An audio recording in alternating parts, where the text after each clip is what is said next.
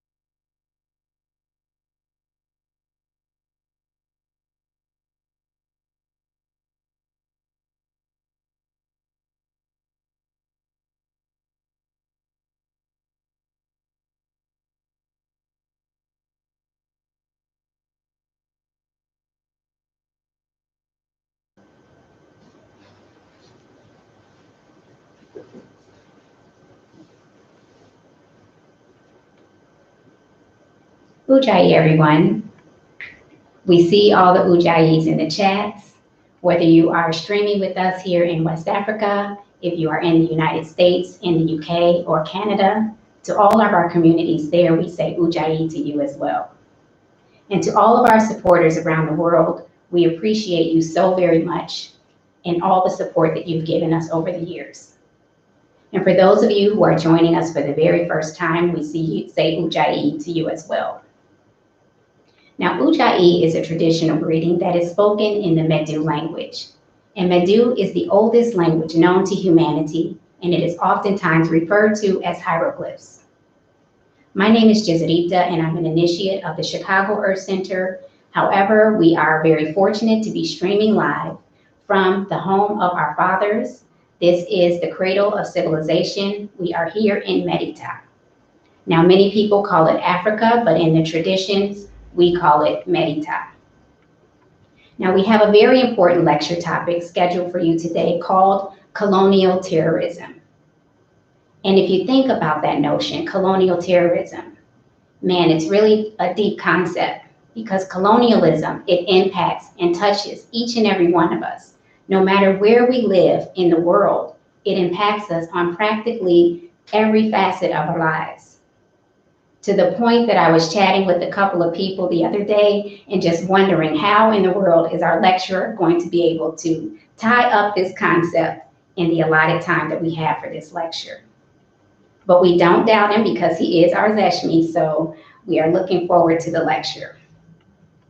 But before we get into the lecture, I first and foremost want to acknowledge all of our ancestors. And I also want to give a special acknowledgement to our founder, Nebnaba Lamosamori, who is a Dogon Kemetic high priest. And it's interesting because he tells us so many stories about when he was a child, living a humble life, a simple life in the African bush, minding his own business. He didn't realize that his world was rapidly changing right before his very eyes until the days he started seeing the colonizers, the missionaries, coming to his home village, and they were chasing grown men with chains. And when he saw this, he was wondering, where are they taking them to?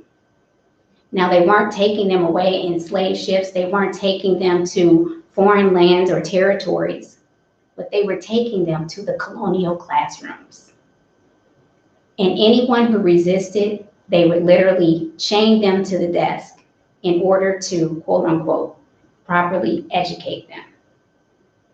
Now, these are the times that our founder decided that he would dedicate his life to ensuring that he would learn as much as he could from the elders, from the masters, from the people who held the traditions very tight.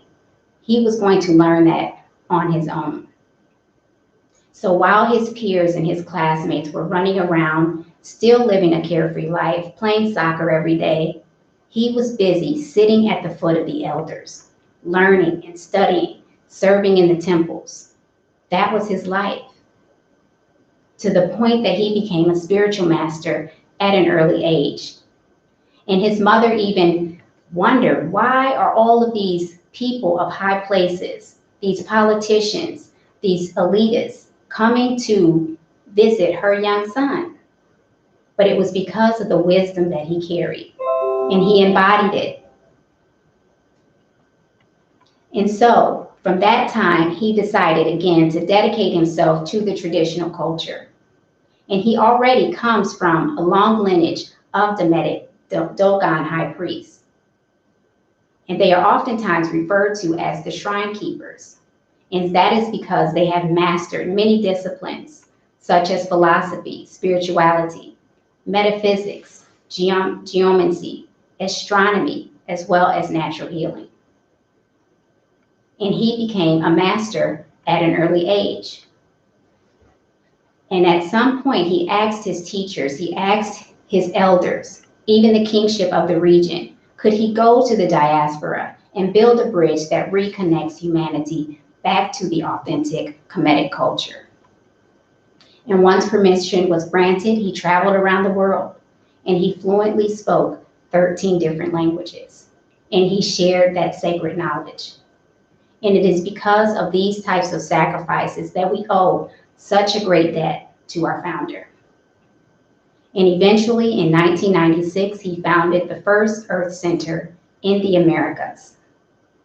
And since that time, fast forward to this year, we have schools, community centers, cultural centers, study groups on 3 different continents, all sharing those sacred teachings. And so that is how you can get involved. We have 4 main branches. We have Ancasta Natural Healing, This is a branch where we offer services to the public that have been serving humanity for tens and tens of thousands of years. These are traditionalists, they are priests, they are healers who are ensuring that people outside of the continent of Africa have access to herbal as well as spiritual remedies. And then we have Firefly Productions. This is our publishing house where we produce a collection of spiritual as well as academic tools that can assist you in your own spiritual journey. And we also have M-Time School of Kemetic Philosophy and Spirituality. Now this is where we offer an authentic Kemetic initiation. We offer classes that are just equipped to assist you and give you the tools that you need, the same type of tools, the principles, the values, the cultural foundation that was preserved in the Kemetic temples back during the Pharaonic era. And finally, we have projects in Meniooh. And this is where we show our gratitude to those people, those traditionalists, those humble villages, the kingships, the temples, the priests. Those have been preserving our culture for thousands and thousands of years. We assist them in well building and building different structures in their communities. We have restored sacred sites, all sorts of projects that you too can get involved with. So visit us at theearthcenter.org. That's theearthcenter.org. And you can find out how you can get involved. You can become a donor, you can be a member, you can volunteer. You can help us with our social media efforts. All of the share, like, follow, share this movement with other people who may be interested. You can visit any of our schools around the world. Now, without further ado, I want to present to you our lecturer today. His name is Nehez Meniooh, and he is very dear to us because he too has been very dedicated in his initiation. He started his initiation about 15 years ago, and he studied exclusively under our founder. He was just as dedicated then as he is now, to the point that just a few years ago, he relocated his entire family here to Africa in order to continue their studies. Again, we are a great debt to him because not only is he a teacher, he's a healer, he's a cultural activist, and he is also the international director of all the M-Time schools worldwide. So without further ado, I want to present to you our Zeshmi, Nehez Meniooh.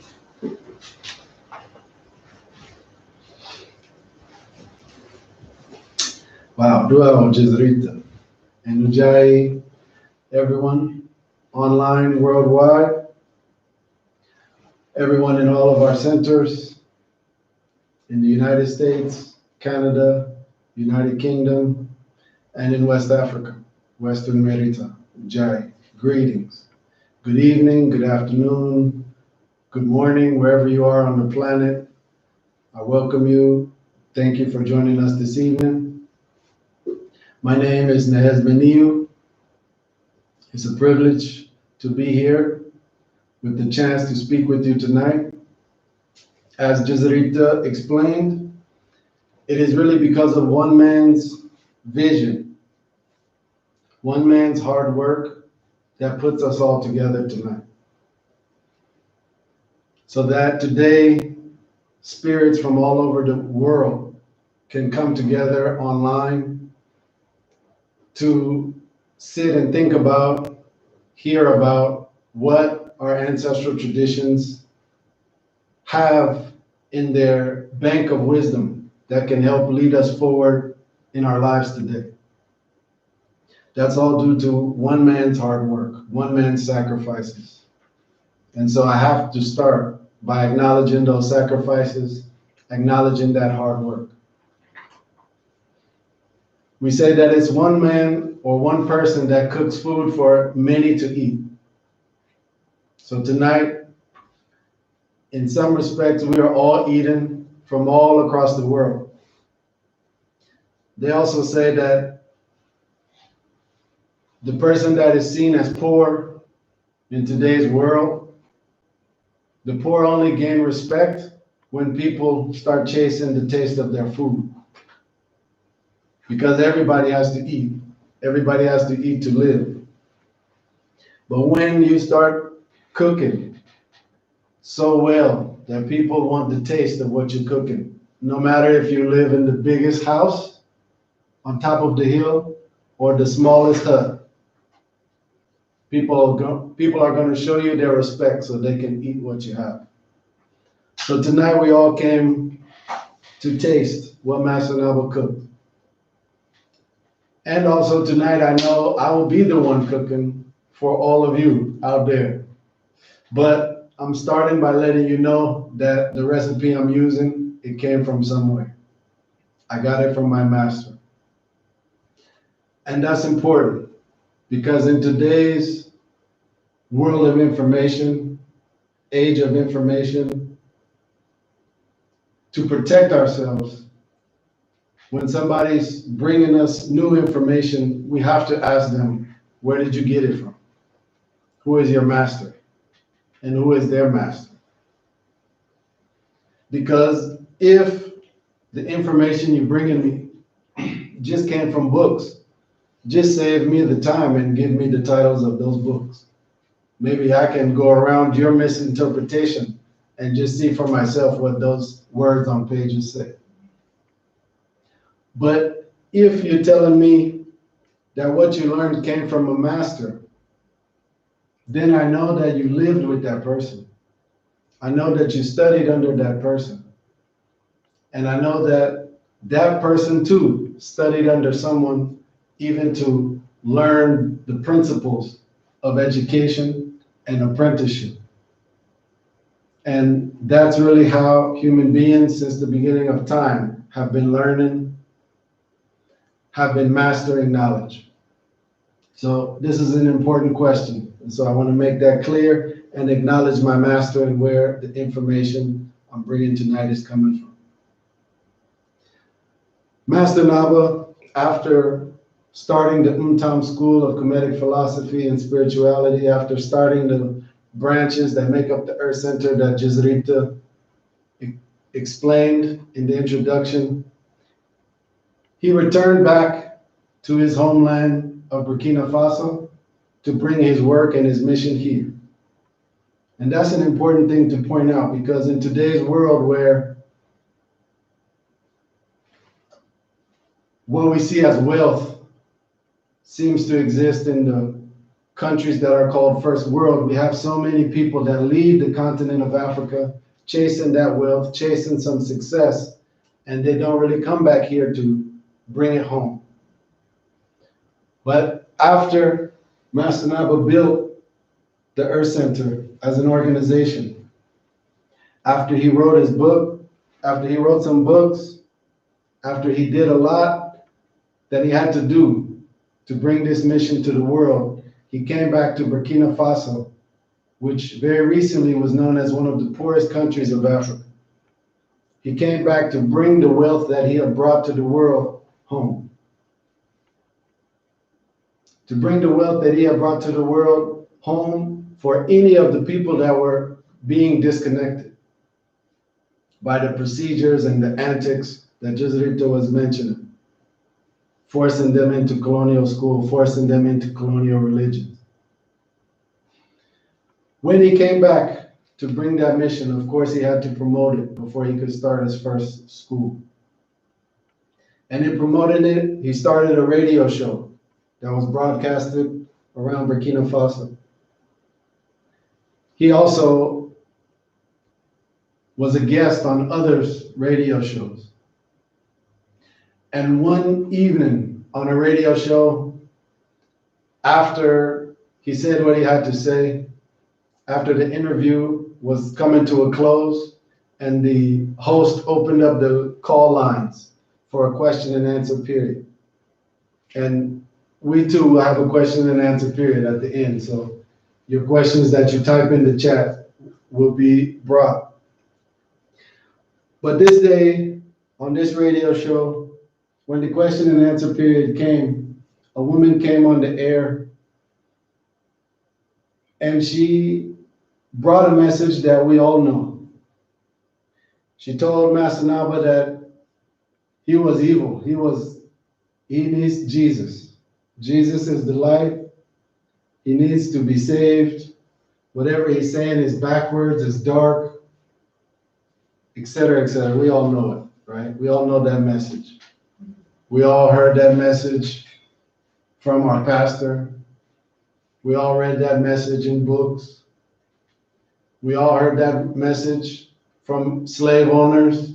We heard that message even from our relatives, even from our grandmothers, from our mothers, our fathers. That's not a new message. And Masanaba stayed calm. He listened to the lady, and he said, you know what, sister? Please give yourself a chance. I know what I'm bringing is ahead of its time, is new for you. But instead of having an emotional reaction and cutting yourself from a chance to learn something new, it's better you calm yourself down and just give yourself some time to think about something that's new to you.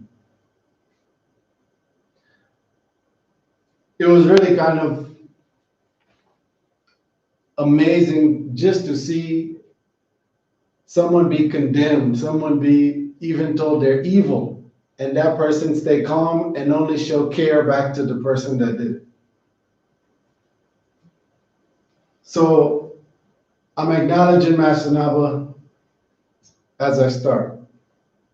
And as I welcome all of you from around the world, I'm acknowledging him, and I'm also asking you to bring an open mind to the conversation we'll have tonight. Because if I thought I didn't have anything new to bring, I might as well stay quiet, right? There's a lot to do online. There's a lot to see. I'm sure there's a lot to do wherever you are. If I didn't have anything new to bring, I might as well stay quiet. If I'm bringing something new, then you will have to bring an open mind.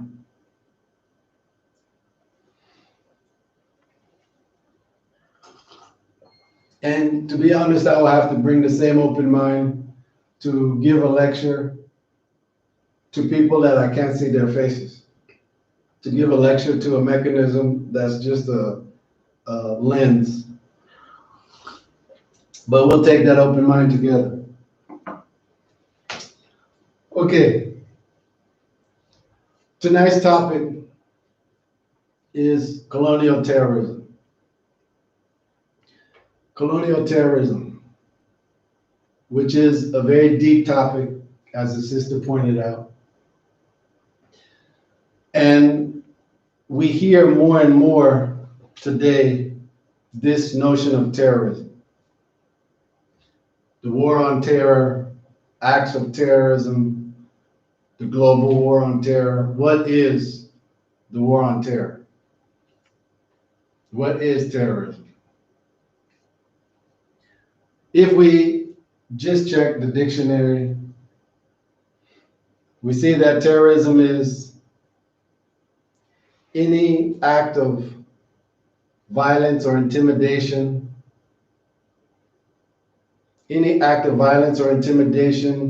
done mainly on civilians, on people who are not armed, to achieve a political aim. That seems pretty simple. But actually, I left out a part. That's the part that I don't really like. Any unlawful act of violence or intimidation done on civilians to achieve a political aim. The unlawful part starts to bring in a subjectivity. That's even why you see I jumped over. Because whose law will that be? Even I think in the UN, they have some debates about, well, what really can we call terrorism? Because whose law will it be based on? But in the Kemetic schools, we know that this notion of terrorism is older than that. This notion of terror is old. We even have it in the original language. We even have it in the original laws. The original laws, even before laws were man-made. The laws that the Kemetic temples have kept, that were given by the gods to humanity. The first laws that humanity knows. Number 48 of those 77 commandments in the great book of divine ordinances says, thou shalt not cause terror. And so this shows us that terror is a very old concept. And we've been not supposed to do it for a very, very long time. So how can we understand terror beyond just fright, beyond just fear? In the Kemetic archives of history, we have a very good example.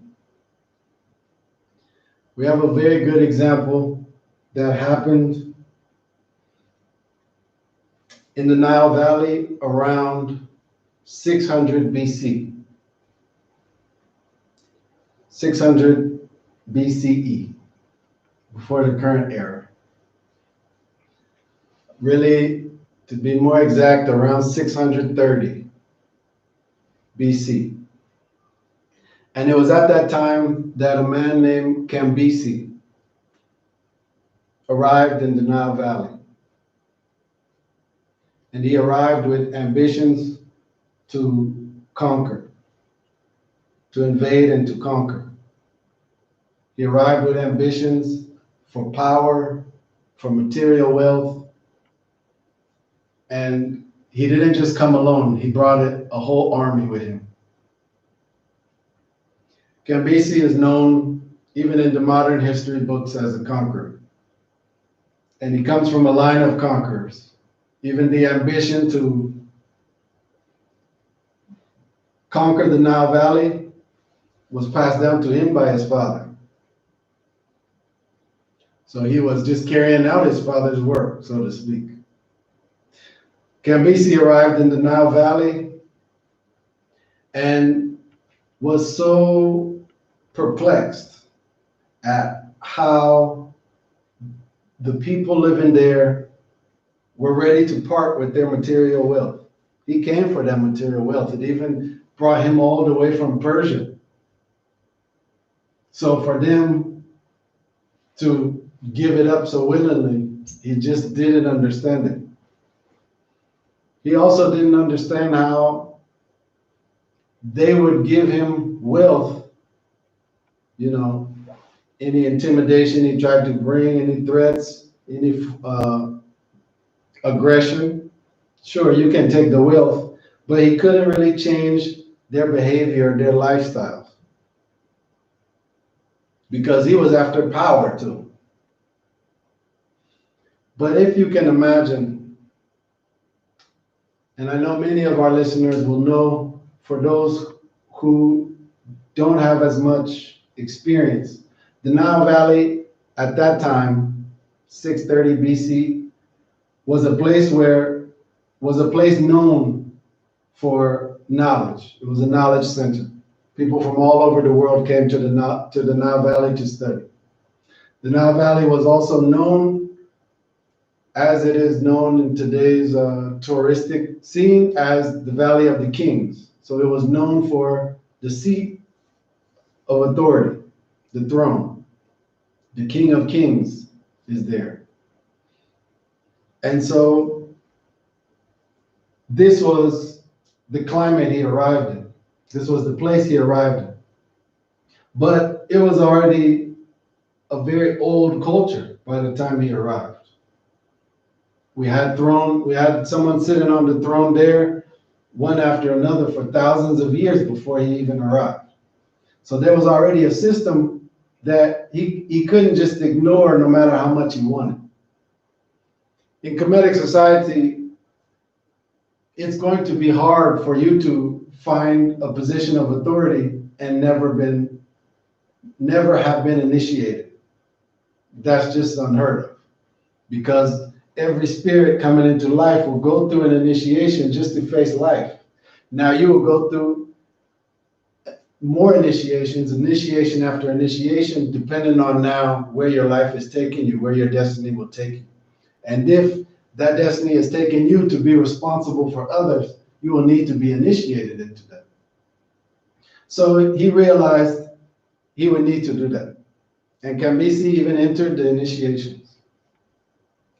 In the initiations, he was given the nickname Oko. Oko, which in the Meniooh language means donkey. In the initiation, we have this custom of giving a nickname to somebody to really show or emphasize the qualities they have that they really need to work on. And so to call a person a donkey, you can see his stubbornness, his ignorance. They were really pointing at, digging it. But this is done with every initiate that comes to face themselves. So Kambisi started, but Kambisi was so ambitious. Kambisi wanted to be the Pharaoh. Kambisi says, if you call me the donkey, then I want the donkey to be a divinized animal. I want you to see the donkey as a god. Kambisi says, from now on, because I said it, you can no longer pray in the temples. From now on, because I said it, you can no longer cultivate wheat. Kambisi says, from now on, all of you must see me as the Pharaoh. And as any sane community in dealing with a crazy person, they might, in front of him, go, okay, really? Wow. And then later on, in the millet beer huts, in the palm wine bar, you hear people laughing and telling stories about how crazy this man is. What does he really think? We all know how that goes, right? So Kambisi was getting more and more frustrated because people might smile at him, say, oh, wow, really? Okay. But nobody's stopping praying in the temples. Who's stopping cultivation of wheat? We have to eat. And you're the Pharaoh. I call you donkey. I can't call you Pharaoh. So Kambisi's getting more and more frustrated. And at one point, he tries to flex his power. He tries to flex his power. And I'm laughing, but before we all start laughing at him, just like before we start laughing at any crazy person, we have to first see how close it is to us as human beings. Because the reality is, even today in the Umtam schools, we have people come with just as much ambition. We have people come wanting to be the authority on something they don't even know yet. That's a very human thing. Don't hear this and remove it far from yourself, because it will have to be based on the resources you have, the experience you have, the upbringing you have. And remember, I said Kambisi was raised to be a conqueror. He had an army. Imagine the damage you could do with your ambition if you had an army, if you had that will. Before we start laughing at him, let's make sure we don't act like him with whatever means we have. So Kambisi was frustrated, and he utilized what he had, because whatever we after, we use what we have. And he set up his army, he set up his soldiers to stand in front of the temples and tell people, if you try to enter, we will kill you. We will beat you, we will kill you. And he did this to intimidate the community. Oh, he's serious. We better not do it.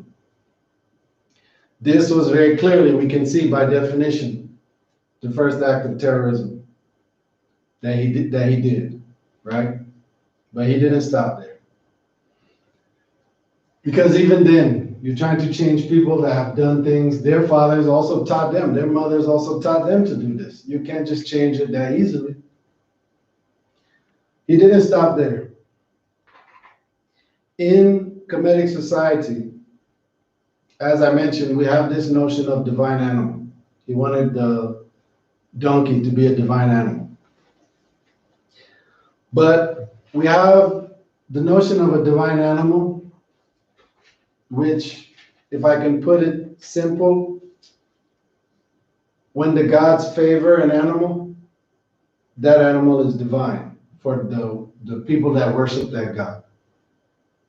So all of the rabbits all over the world will be divine, will be special for the followers of Serket, or the worshipers at the temple of Serket. Also,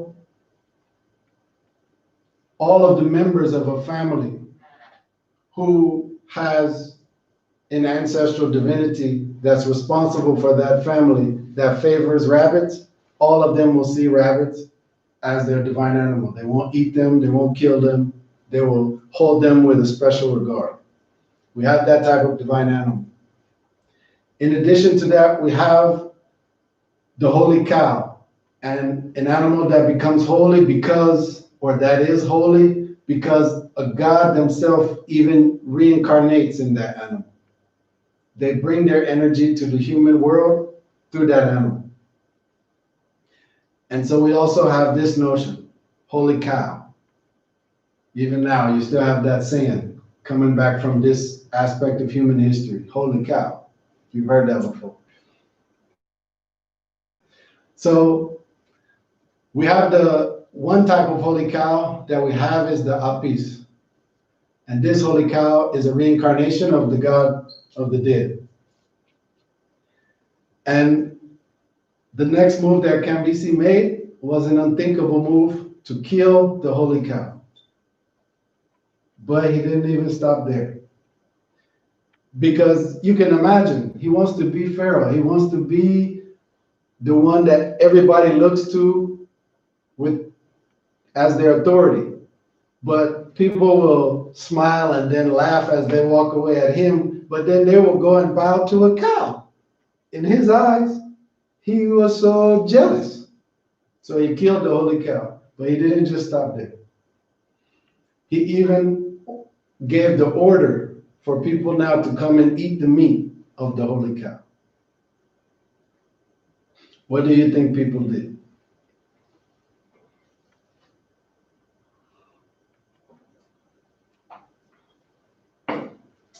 He said, you have to come and eat the meat. If you don't eat the meat, just lay your head on the guillotine. You'll be executed. What do you think they did?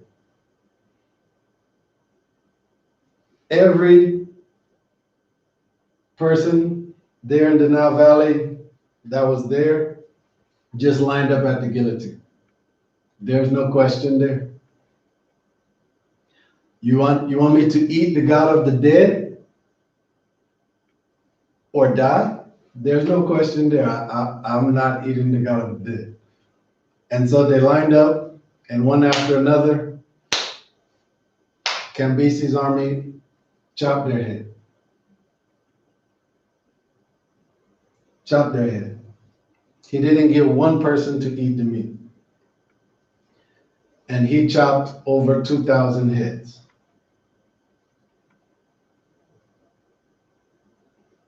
Imagine that. In today's world and sports and all of that, I'm sure you've seen 2,000 people. Imagine 2,000 severed heads in front of you. His army was covered in blood. They're in pools of blood up to their knees. Imagine that. And then people just standing in line, proud, ready. No problem. That's what the option is. I know what I'm doing. This was, I don't even have to say at that point, that by definition is terrorism, the second act of terrorism by Kambisi. This act of terrorism even earned Kambisi the name of the the reputation of the most evil man in human history, because he went as far as killing the God of the dead and then trying to force humanity to eat it. So this was the first act of killing to intimidate people, to get them to do a political act or for a political aim. This is a very good example of terrorism that we have in history. But I bring this up also because this was the last act of heroism on such a large scale by so many people, 2,000 people. Can you imagine? Just imagine standing in a line to die, but you standing in the line voluntarily, and then as you're standing in it and getting closer, more and more blood is flowing, and you're just walking forward. Whether you can, remember I said, let's keep an open mind. Think about that. Think about what that would look like. That takes a lot of strength. When I say an act of heroism, people couldn't do that today. People since, humanity hasn't had the strength, the internal strength to do that. Even they tell us somebody took over an entire plane of over 50 people with a box cutter. And now you're telling me with a guillotine, 2,000 people just said, hey, that's my choice, that's what I'll do. You can only do this when you have very strong values that you connected to. When nobody can separate you from your values. When nobody can take your dignity away from you. You choose to live like this. You choose to live for this. You can't change me from that. You can't intimidate me away from that. That's strength. That's value. That's wealth. A few months ago in our Wisdom of the Nile lecture series, we were speaking about questioning our ideas of wealth. It was after COVID-19 hit, and people all over the world saw, hey, my money didn't mean as much. My job didn't mean as much. Even I got a smack on the face that showed my job didn't think I meant anything.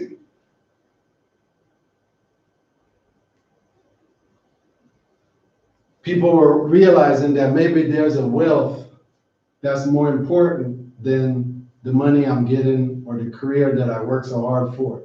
Because when everybody was afraid of that virus, everybody just wanted to be close to their family, just wanted to make sure they were safe, just wanted to make sure we were safe, just wanted their health, was so afraid for their health. Even today, we still see that. Maybe there's a different type of wealth.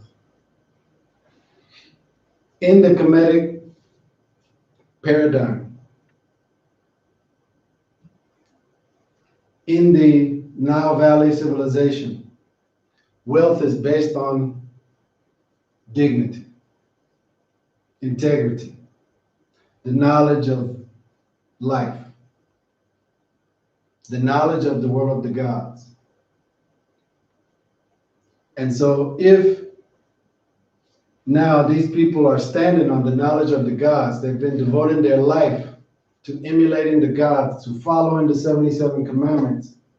Now, why would death be the one to now make me ruin all of that?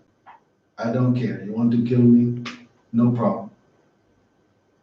Now I can go into death as I've always planned, proud of what I did. This is wealth. This is a wealth that nobody can take. Kambisi tried to take it. He wasn't able to. That's what frustrated him more and more to where he went, where no human will go. Who shapes our perception of wealth today? Who shapes our perception of terrorism today? This notion of true value and wealth could be seen because even these people from all over the world were coming to Kemet, where just because they wanted more knowledge, they wanted to know how these people of Kemet, how these sages, these kings of Kemet can do what they can do, how the priests can do what they can do, how they can master nature, how they can master life. And that's what brought people to them, brought people to study. This is why they were wealthy. It's not for gold. You see, once Kambisi came, they were ready to give him gold if that's what you want. If I can get rid of you with gold, hey, that's where all of this go, no problem. But for Kemet, what real value for a Kim, for an individual, for a human being, flesh and blood, what real value does gold bring us? Can we eat gold? Can gold protect us from coronavirus? Even if we make the mask out of gold, it's going to get too heavy. It won't even be comfortable. It's not even practical. We can't live in gold. We could try to wear it. I guess people do that, but it doesn't help our life at all. It doesn't help our survival. What good is it to us? And then above all of that, we will die and it will be left there. This can't be wealth. Our Kemetic ancestors had to, they faced this. We're not going to play games with ourselves and even mark ourselves down to live for something that we're just going to lose anyways. The reality is that gold was important for them only because it was important for the gods they worshiped. Gold was seen as the body of the gods. Now, if I can provide it to the gods and they find it valuable, then it's valuable to me. But for a human being, I can't eat it. I can't drink it.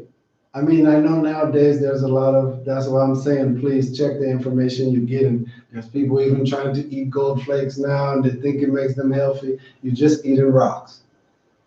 If we're talking about reality, gold doesn't help us with our survival. But if gold is valuable to the gods, then for somebody following the gods, it becomes valuable. It's on the crown of our king. It's on the throne of our king because the qualities that he's fitting, the principles he's living by, the commandments he's following. Now with that gold, we expect the gods to be with him, to be guiding him. This is becoming a little initiatic now. But even at a very base level, we all have experienced somebody who worked hard to make money, to make riches, and then right before they get it, death takes them. That's what it is to be human. Why would we put all our cards in that basket? So when we were talking about wealth, we weren't talking about money, because I can't do that with paper either. You eat paper, you get healed by paper, you drink paper. None of us do that. In the same light, or in the same logic, when we were talking about poor, destitute, that also was based on a knowledge of the gods, on integrity, on dignity, on principles. When the Kemetic history books are talking about poor people coming from north of the Mediterranean, trying to invade, trying to conquer, coming from north like Kambisi did, he was called poor and destitute because he lacked knowledge. He was ignorant of how things really work. He had a whole army. There's a wealth in that, right? Nobody's gonna say he didn't have resources. The poorness, the poverty he had was different. It was what he didn't know. The quality he lacked in his behavior and his expression.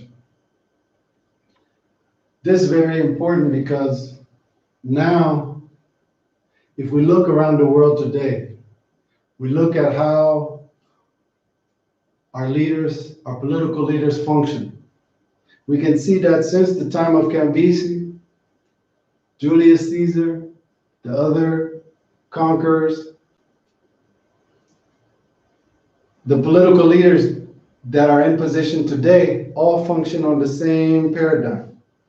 Ambition for material wealth, ambition for authority. And so the people running the world today have taken us towards those ambitions and left the notion of chasing humanity's true wealth. So much so that even today, hopefully by now, I haven't had people leave because I'm dropping terms like world of the gods, the code of human behavior, perfect model. All of these things are so foreign to us now, they even make us uncomfortable.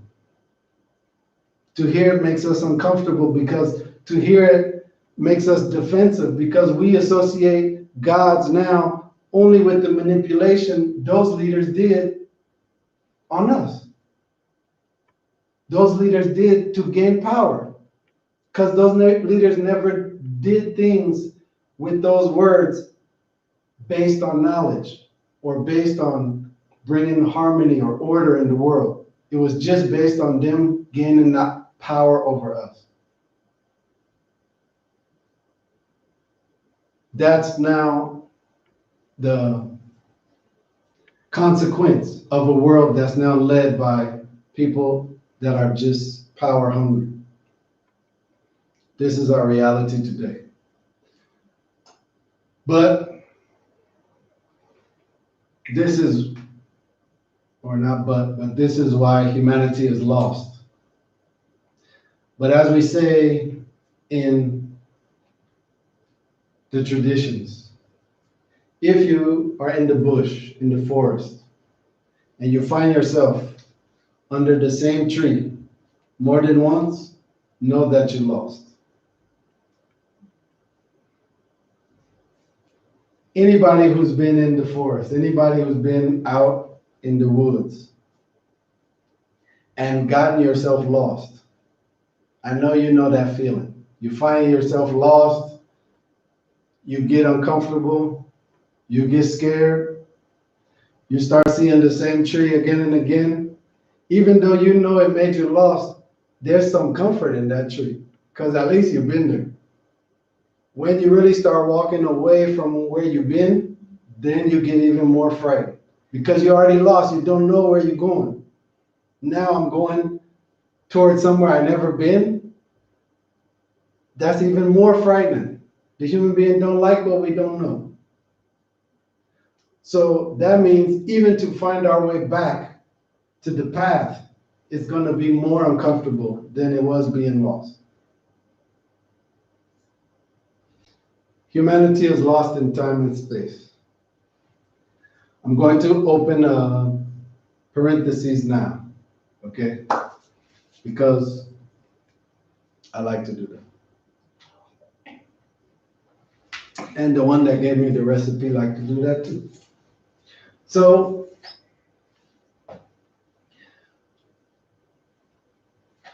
I chose this lecture to be placed in August.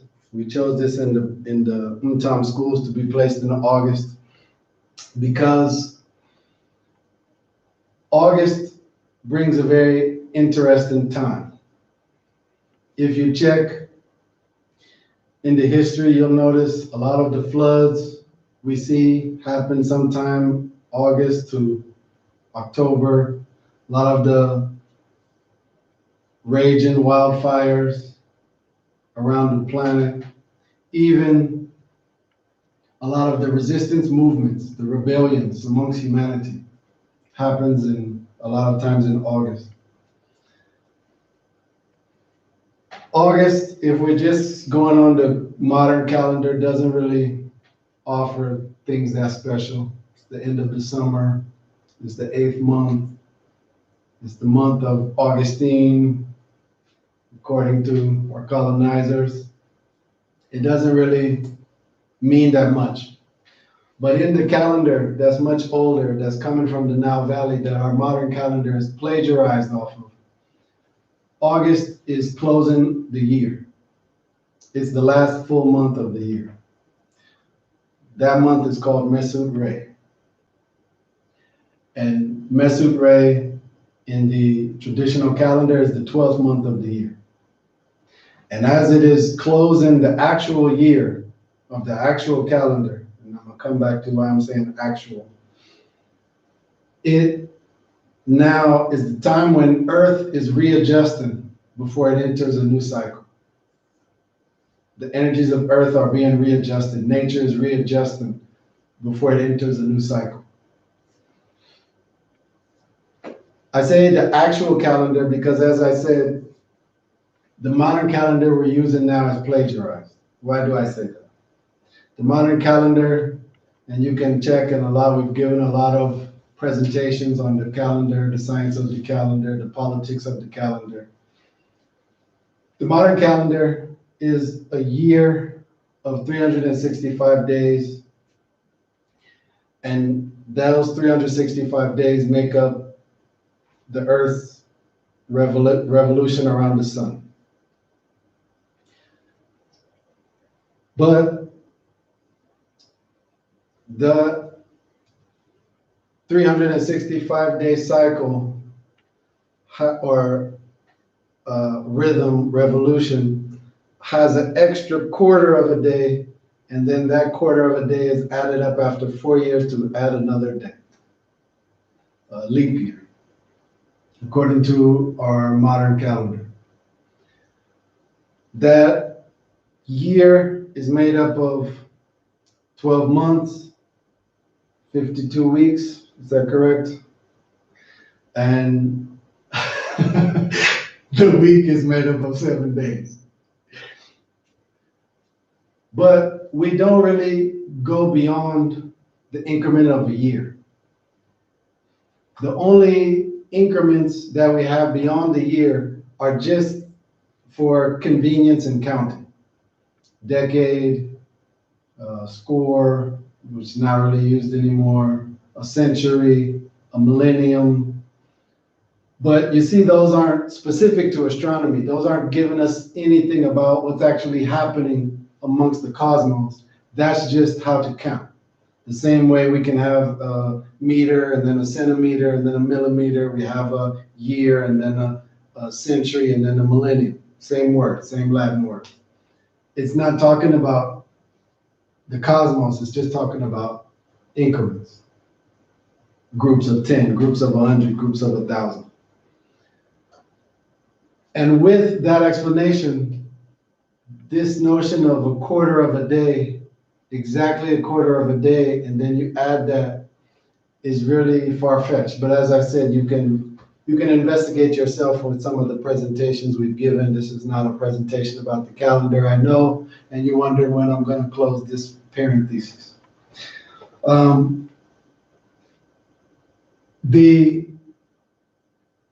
It's far-fetched though, because depending on the time of year, we might be farther from the sun than another time of year. And honest astronomers will tell you, scientists will tell you, we're still trying to gauge how far we are from the sun. It will have to be a measurement taken every day of our movement around the sun. So to know exactly how much it is doesn't make sense. So they must have got it from somewhere.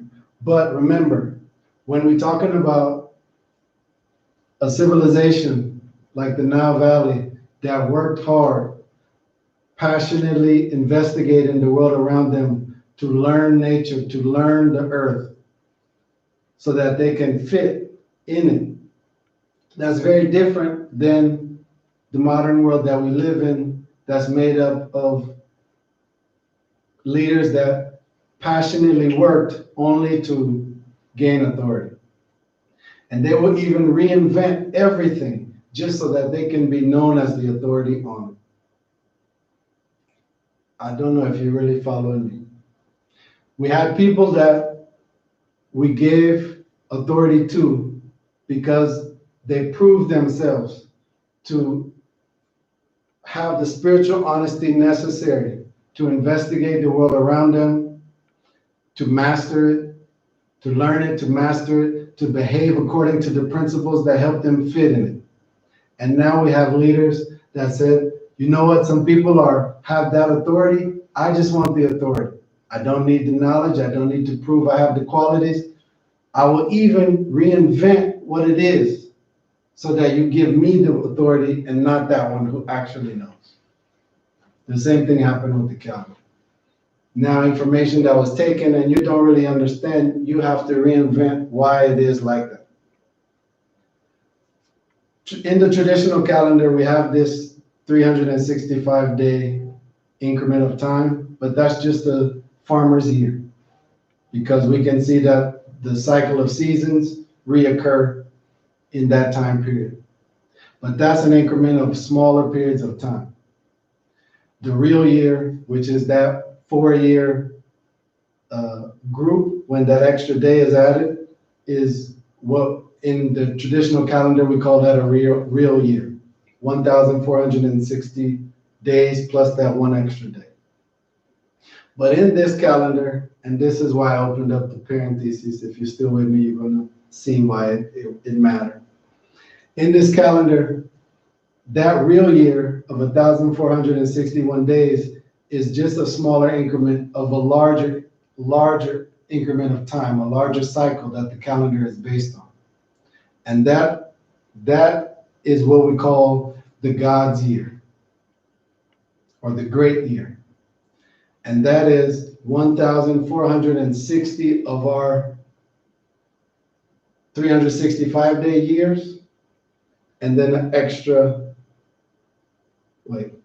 365 day years, and then an extra year for readjustment. So 1,461 years. 1,461 years. And the reason it is like that, you see, there's no convenient reason for counting that we would choose 1,461. That doesn't offer us any convenience.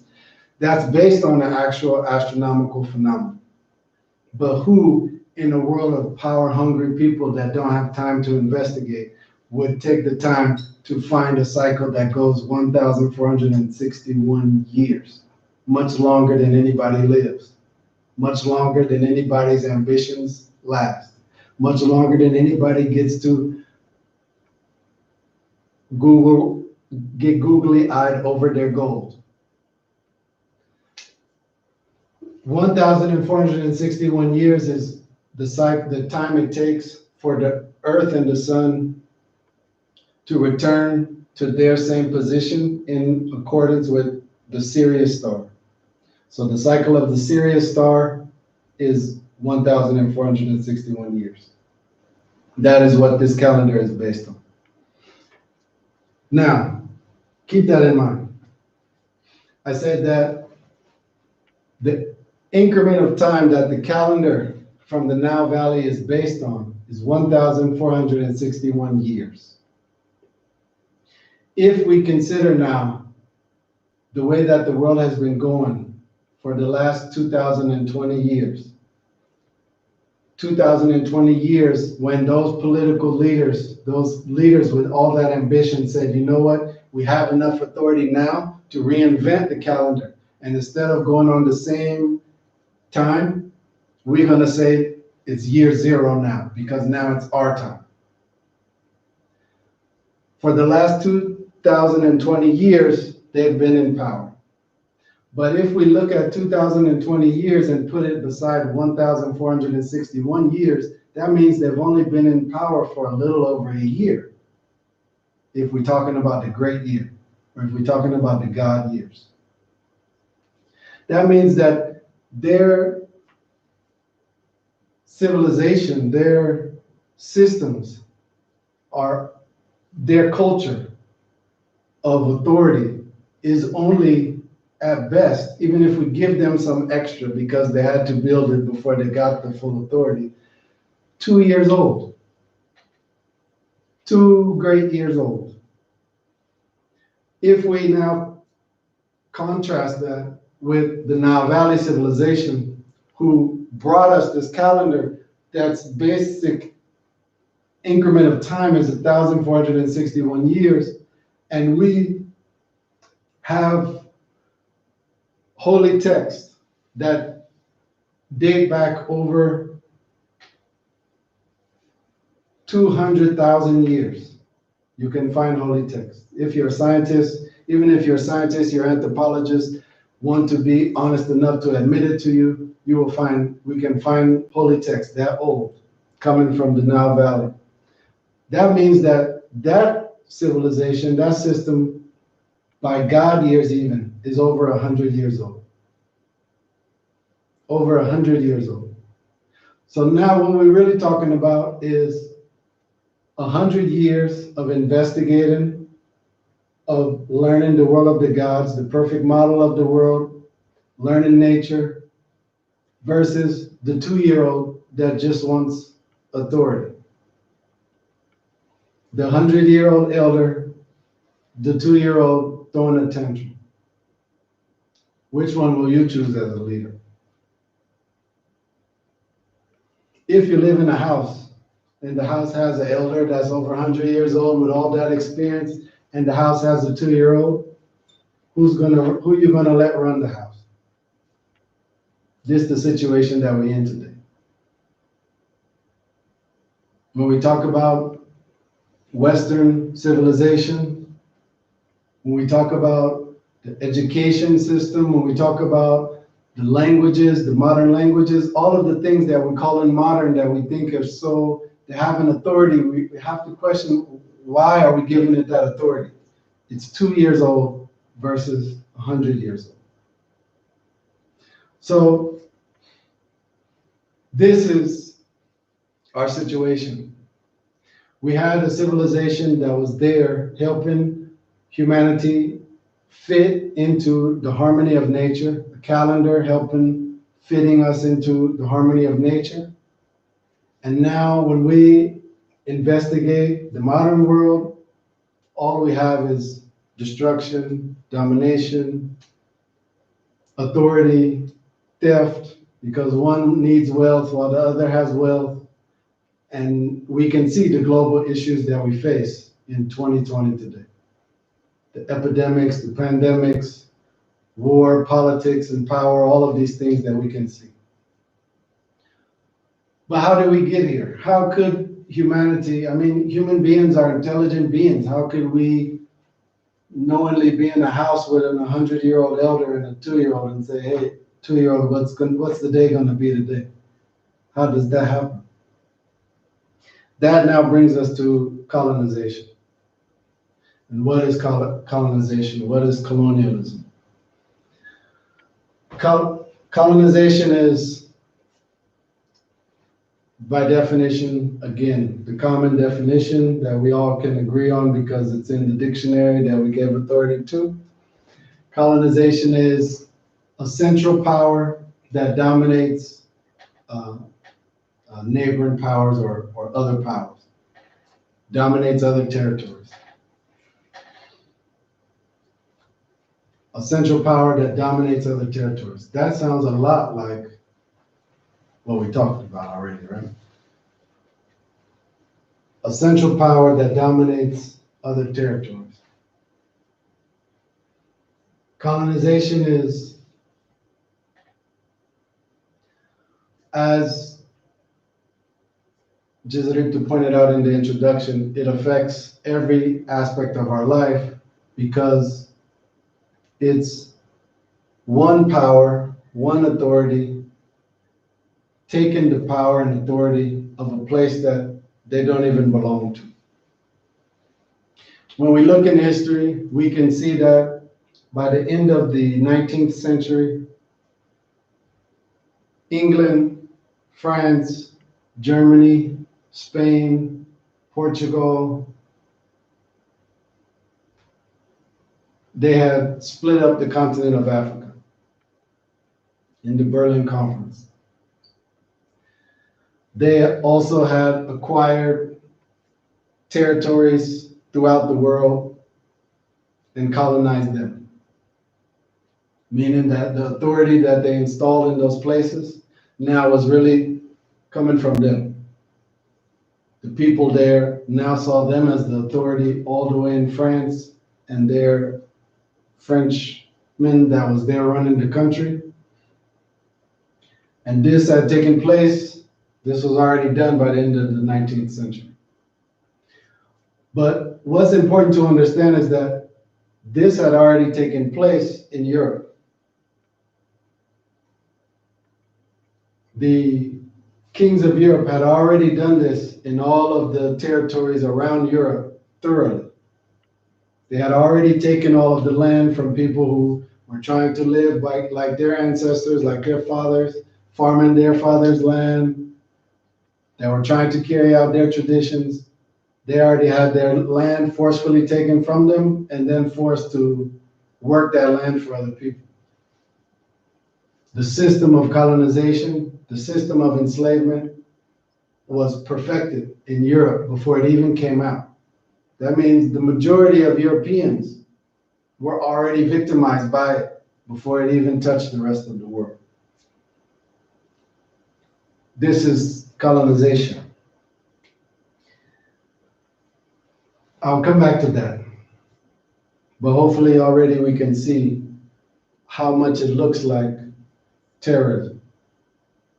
Because terrorism is an unlawful act of violence or intimidation to achieve a political aim. Colonization is forcefully dominating others' people who have their way of life. You can't just move a person away from their own way of life, how they do things, how their parents did things, without some domination, without some intimidation, without murder, mayhem. Today, I'm speaking to you, as Jesuit explained, from Burkina Faso.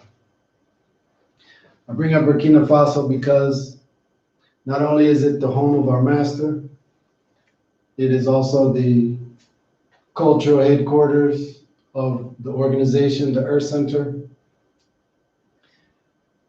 It is also where the Earth Center was built before it became the Earth Center. The first organization that Master Naba started was in Burkina Faso, and it was called the Kepra Foundation. And the Kepra was a group of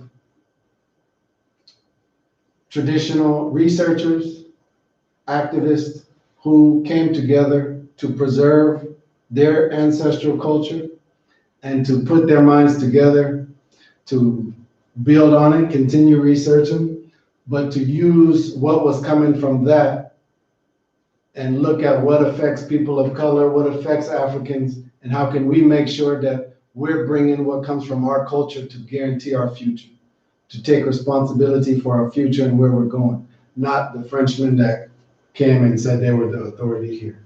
We don't want their solutions. We want our own solutions to what's affecting us. And by doing this, the work that was done became really the foundational work that then Master Naba went on to travel around the temples and build the institution of the Earth Center. And he presented the Earth Center so that you could reclaim your culture and return to that ancestral knowledge in order to do the same. Take responsibility for your future instead of giving it to the 2-year-old in their power-hungry ambitions. I bring up Burkina Faso now, though, because the Earth Center is here. The first center that was started by Master Naba was in Ouagadougou, the first school, the one I was saying he was promoting by going to the radio shows. That school is still functioning in Ouagadougou. We also have temples in Fara and Gorma in the eastern region. We also have activities in Bobo Dioulasso, where we are today. And we have activities in other temples that we work with throughout the country in some of the smaller cities or villages. These are the larger cities in the country. In Burkina Faso today, more and more of the country is being red zoned. Being red zoned meaning that it's a danger for the acts of terrorism that are taking place. And for those of you who saw the FB Facebook Live that we did promoting this lecture series, I had mentioned that. And I had said it was red zoned. A lot of the eastern region is red zoned. The northern region is red zoned now. And it has been categorized as unsafe for especially foreigners to go to, travelers to go to, tourists to go to. And I want to make one thing clear. I'm not denying that there's terrorism happening there. There's acts of terror happening there. I'm not denying that there's not killings happening there. For me to deny it would be disrespectful to the families that have lost family members in those acts.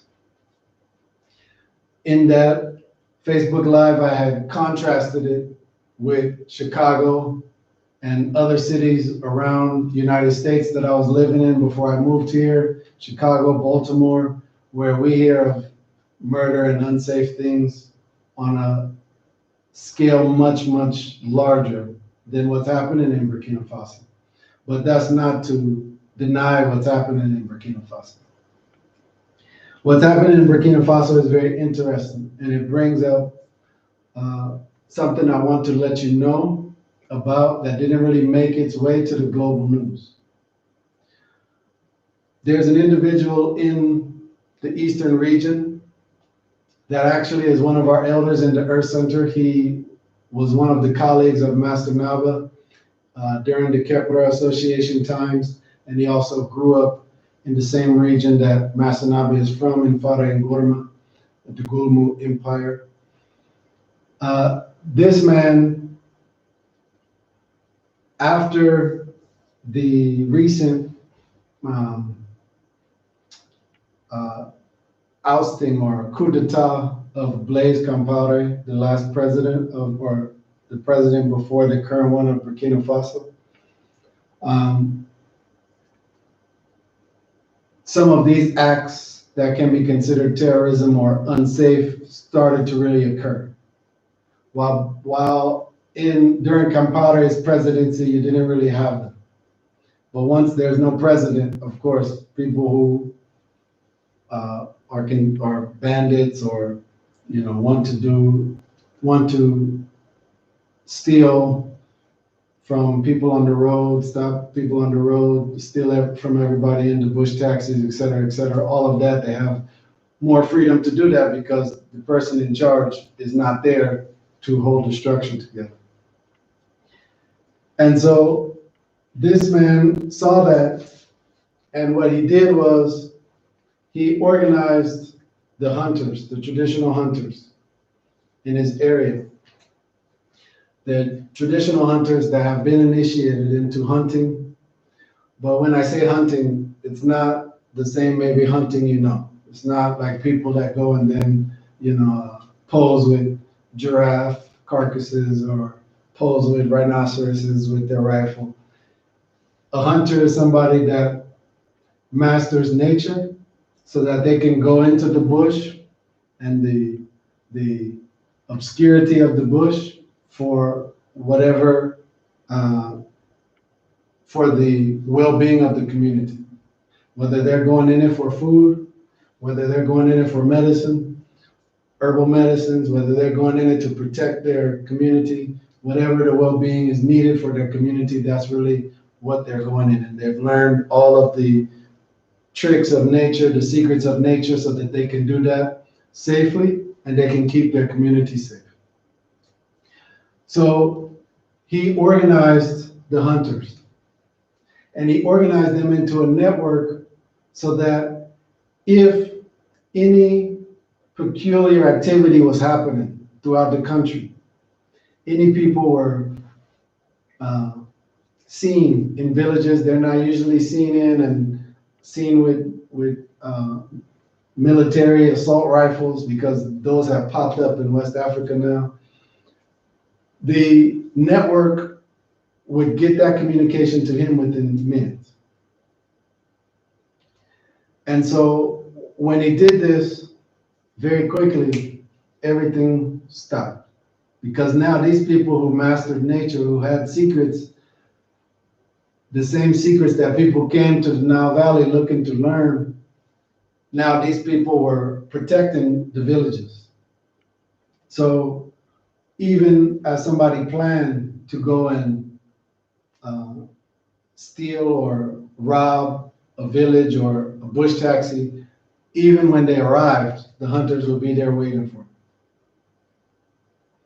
Even when they arrived, if they tried to use their guns, the guns wouldn't work on the hunters.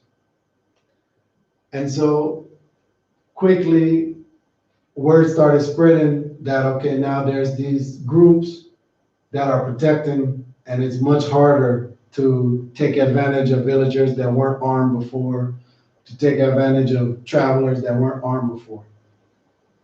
And of course, villagers all over the country were so thankful to this individual. At a certain point,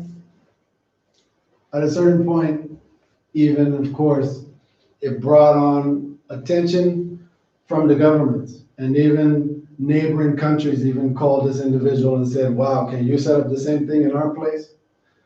But within Burkina, he was also brought in, questioned, put in jail, because the authority today is really about politics. And when you look like you are threatening the power of the one in power, is the problem. Even if you're just protecting the people. And for him, he said, because as I said, he's an elder that the Earth Center works with, and we had a chance to sit down with him, and he was explaining to us that for him, he knew that the national military, the police, they don't have the reach to go into every village, to every village community. So what I was doing was just really helping them, really helping the nation protect its people. And I have to do that as a member of the nation, as a member of Burkina. I can't just sit on my hands and expect somebody else to do it for me. So I set up this network that I know could reach where they couldn't reach. But another thing that he explained to us is that when his hunters were going and immobilizing these attacks, these events, what they were finding was that a lot of the people were people who had been moved off of their land, moved off of their farmlands, moved out of their houses by corporations that took their land because they found out there's gold underneath. And so they threw them out, gave them no livelihood, gave them nothing. And this was happening again and again. In some cases, it was religious, what do you call that? People that were crazed with religion, needed to convert other people, religious fanatics. But in many cases, it was people who colonial structures, colonial corporations had taken away their livelihood, and now how are they left to feed their family? In addition to that, as I was saying earlier, there was a large amount of guns brought to West Africa, very modern, new military-grade guns that were dropped in West Africa, just as you see in places like Chicago, just as you see in places like Baltimore, just like you see in places around the world, where you wonder in those inner city places, in these villages, there's no manufacturing plants to make military-style guns. Where are they coming from? That's another lecture. There was a time when Western powers, to weaken structures here in West Africa, were planning on a big war here that Gaddafi said no to, and the guns just sat.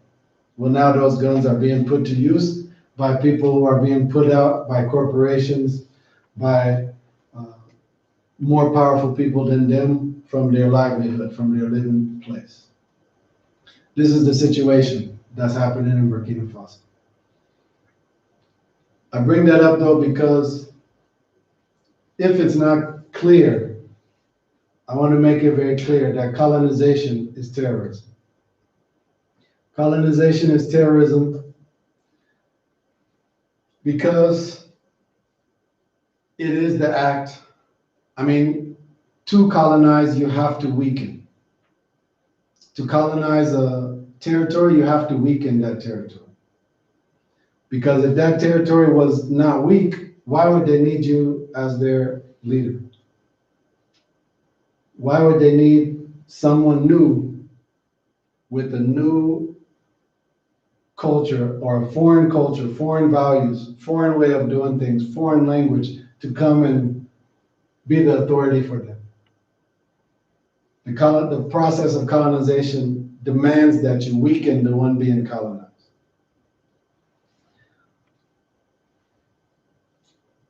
Today, we just saw what happened in Chicago. What happened in Chicago happened in places all around the United States. People rising up, expressing their anger for being mowed down, for being killed, for being murdered by the police, the system that somehow they thought was supposed to be protecting them. And we all can sympathize, can relate to that anger that we saw. That anger is not just specific to US. We just saw it in Greece with uprisings there a little while ago. We see it in Cameroon with what's going on there. We saw a coup just happen in Mali, the neighboring country here. We see that anger happening around the world in many places when people see that they're under conditions that just aren't fair to them. They're under conditions that are weakening them for the benefit of somebody else. But I bring up this experience with this elder in Burkina Faso because it was very powerful for me to see as somebody who grew up in the United States. Somebody who grew up in the United States where we feel like we're so justified in saying, you know, these police, why are they killing us? When they never showed you they wanted to do anything else but kill you, contain you, weaken you. And then I saw this elder say, you know what? My problem is my responsibility to fix. My problem is my responsibility to fix. But of course, this elder had traditions to fix it from, a whole structure to fix it from, a whole structure to plug into, to build a network, to make sure that now our people can take care of themselves. We don't have to depend on the government. It was very powerful for me. Today, the realities is that colonization reaches very far in all aspects of our life because it reaches into our brain. It reaches into the way we think. It reaches into the values we have. A few months ago, my sister Jedka Zeshura did a presentation on environmental issues and climate change. And she was touching on this point of the values that colonization has given to people, that has really changed the way we approach life. And a lot of times we don't realize that the colonization process we've been put under, we went through, has changed the way we think and we approach life. For example, every Christian, every person who was educated in a Christian nation can't deny the fact that the one they looked to as a savior was a victim to the Roman, what's it called? To the Roman court. He was put on the cross by the Roman court. So the one that the Christian is educated to be like is a victim. And so this emulation of a victim spread with Christianity. And if you check yourself, if you have a family, if you have those grandparents I was talking about at the beginning that were telling you, you have to be saved, you have to go to church, you have to check yourself now for how is it that I value being a victim? How is it that I even would rather take that path than for taking responsibility? Because I can't deny that's what I saw Jesus do. That's why all Christians love him, because he was a victim for you, why we were told. Or at least that's what we're told. So we will have to check what are the spiritual effects of colonialism? What are the values they left us with that are now dictating how we approach, how we look at spirituality, how we approach, how we look at life, how we approach and how we look at ourselves. After Christianity brought the notion of the victim, then Islam came and brought the notion of, they really pushed on the notion of the world is ending. And if you can die for Allah before the world ends, then that's your benefit. You're going to be rewarded. And now you see a lot of the religious fanatics that are ready to kill are coming from Islam, because that's the values it came with. That's the values it colonized with. That's the values it educates with the story that it brought. These things affect us very deeply. We don't even see, we don't even notice, because we think they're us. But when we can look and see that, wait a second, everybody under the flag, secretly or not, wants to be a victim. Everybody under the flag of Jesus wants to be a victim. Everybody under the flag of Muhammad thinks that the world is ended and they have to please Allah before it does. These are important things that we all have to look at. And if we are going to take responsibility for our lives and the lives of our descendants, we all will have to investigate how colonization has affected ourselves and our families, and do the work to take it out. Do the work to re-educate ourselves so that our life is actually serving our life instead of serving a political ambition.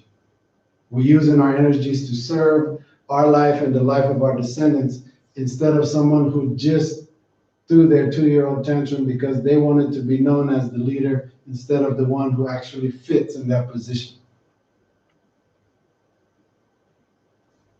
So you have to ask yourself, how do you identify? In this crisis of civilization that we're in, where somehow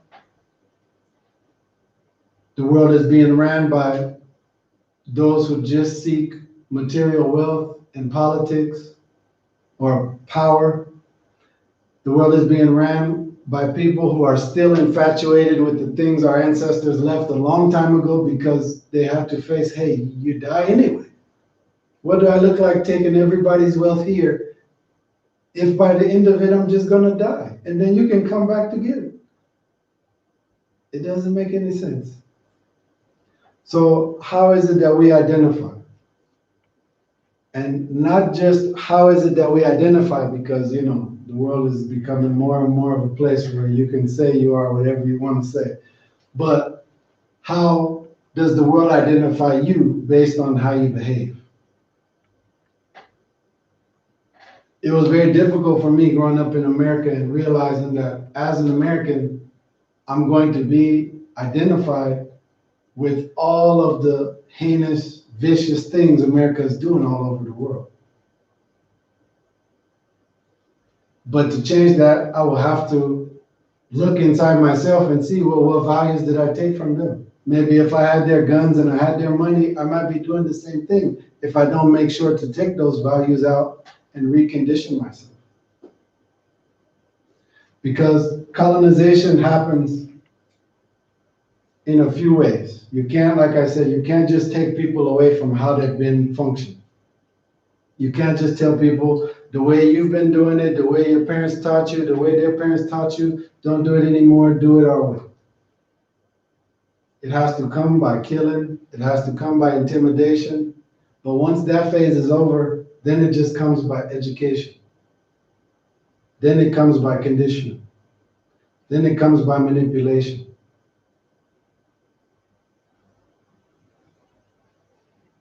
So how will we identify? How will we behave so that nature identifies us the way we would wish instead of the way we were ushered into?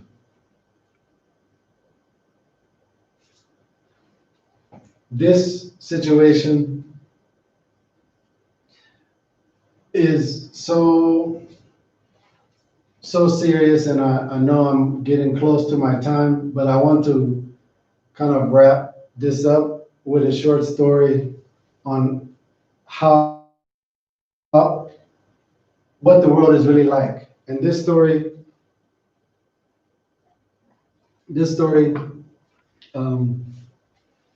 you can also read in the philosophy podium by Master Nava, his philosophy book available at the Earth Center.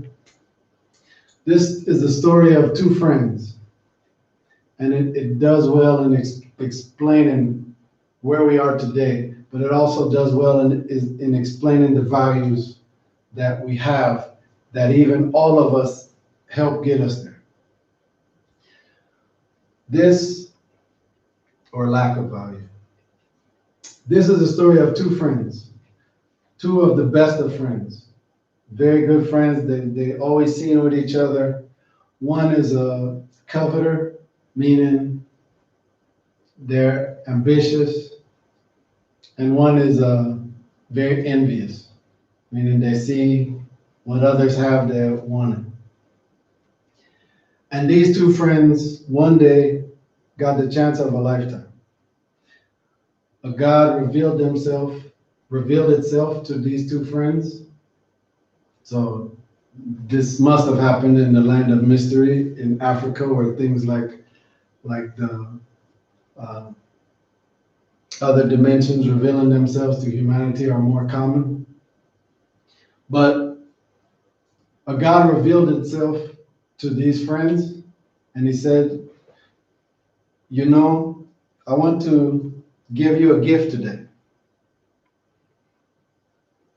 You're lucky, I want to give you a gift today. And the friends were so pleased, so happy to hear it. And the God continued and said, but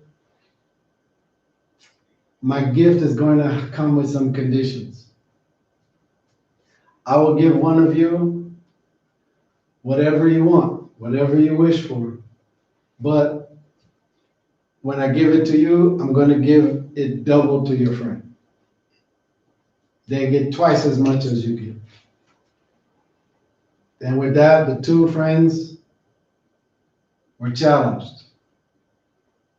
I mean, if that happened to you, what would you say?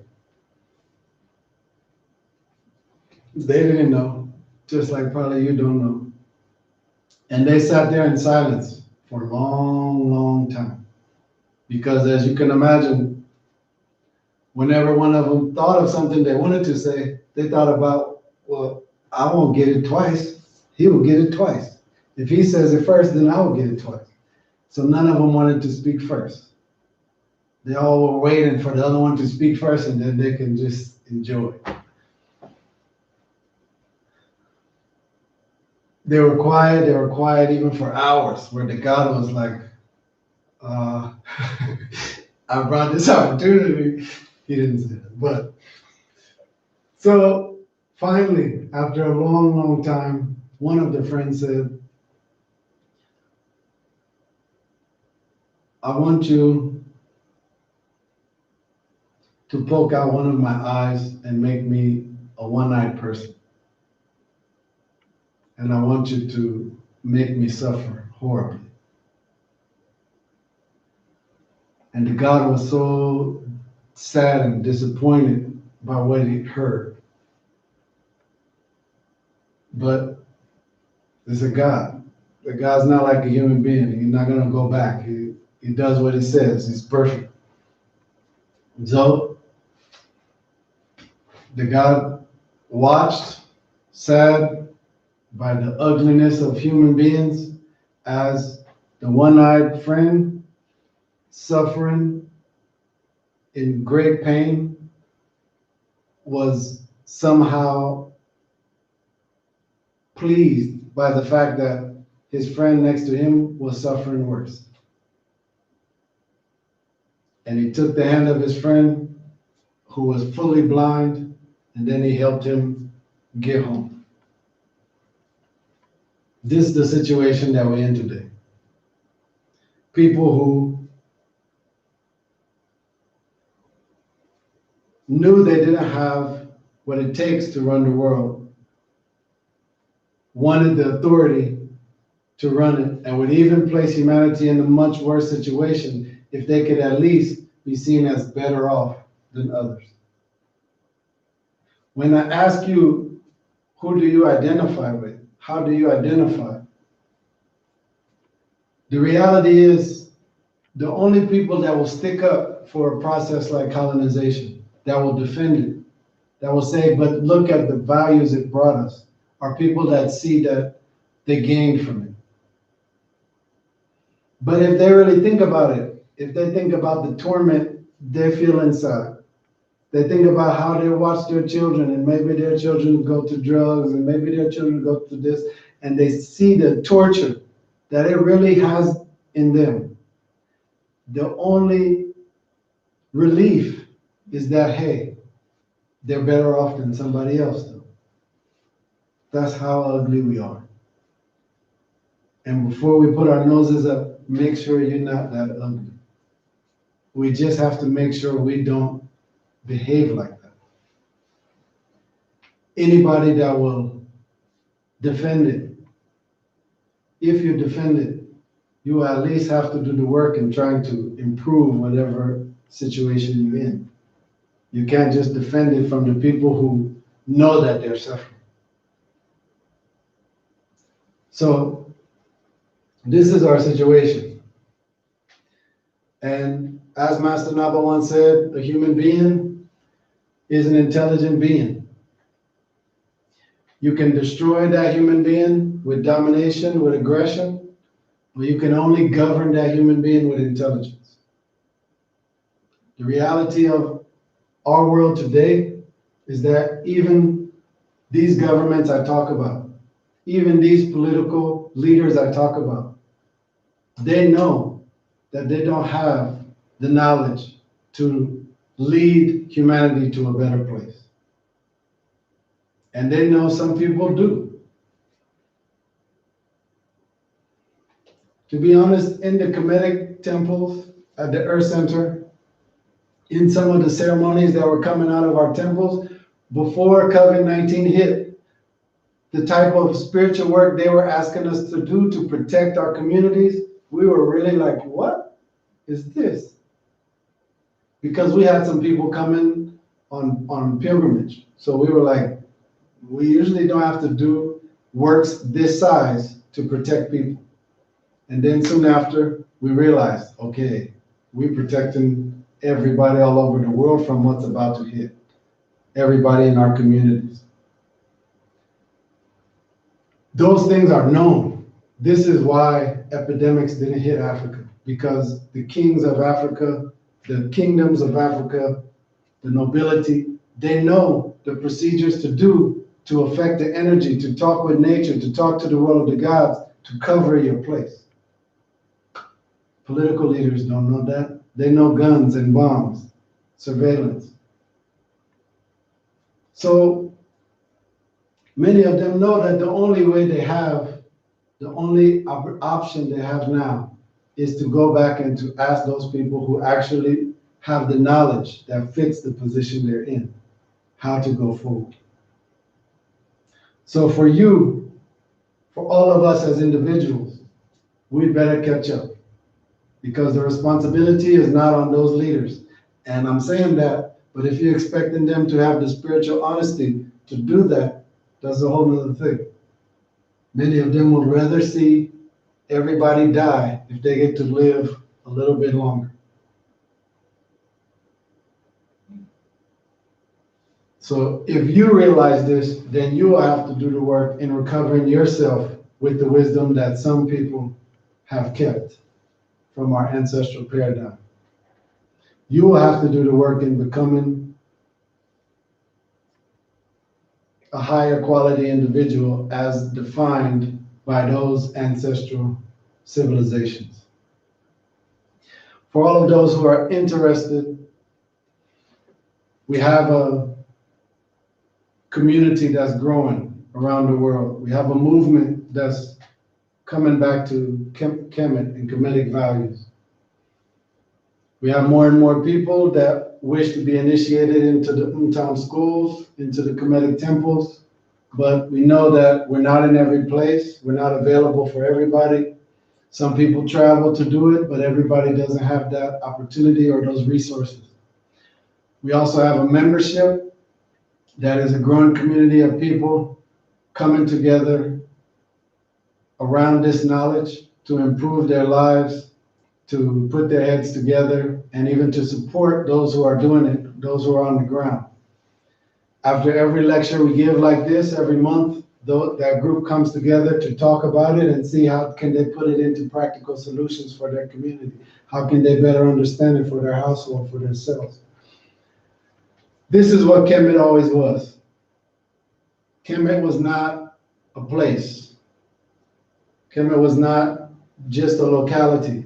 Kemet was a culture of people that said, you know what, we're interested in learning how to fit into the harmony of nature.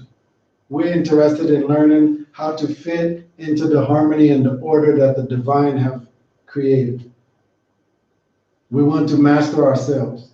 We want to be quality people that other people don't have to be afraid of. We want to be quality people that other people can depend on, that other people seek out so that they can assist them with their lives, with solving their problems. This is what Kemet was. This is why people from all over the world travel to the Nile Valley. This is what Master Naba has made available again. We have the EC membership that you can become a member and enter that community. We also have study groups forming around the world where groups of people that aren't in the place of a school or that just can't commit fully to the initiation can still come together with like-minded people to study what's coming from Firefly Productions, study what the Earth Center is bringing from the Kemetic temples that's reconnecting them to something very deep inside of them. Something that makes them human, that connects them to their ancestors. You can join us in this movement. Thank you all for coming on tonight, for listening. I wish all of you the courage to stand and fight for your destiny yourself, because there's nobody else besides you that's going to see it as important as it is. Even me, who maybe might care for you, I have mine to deal with, so I can't deal with yours as much as I would deal with mine. So I wish that courage for you. I wish that your ancestors will support you and guide you to where you can have their knowledge, their principles revealed to you so that you can put them back in your life.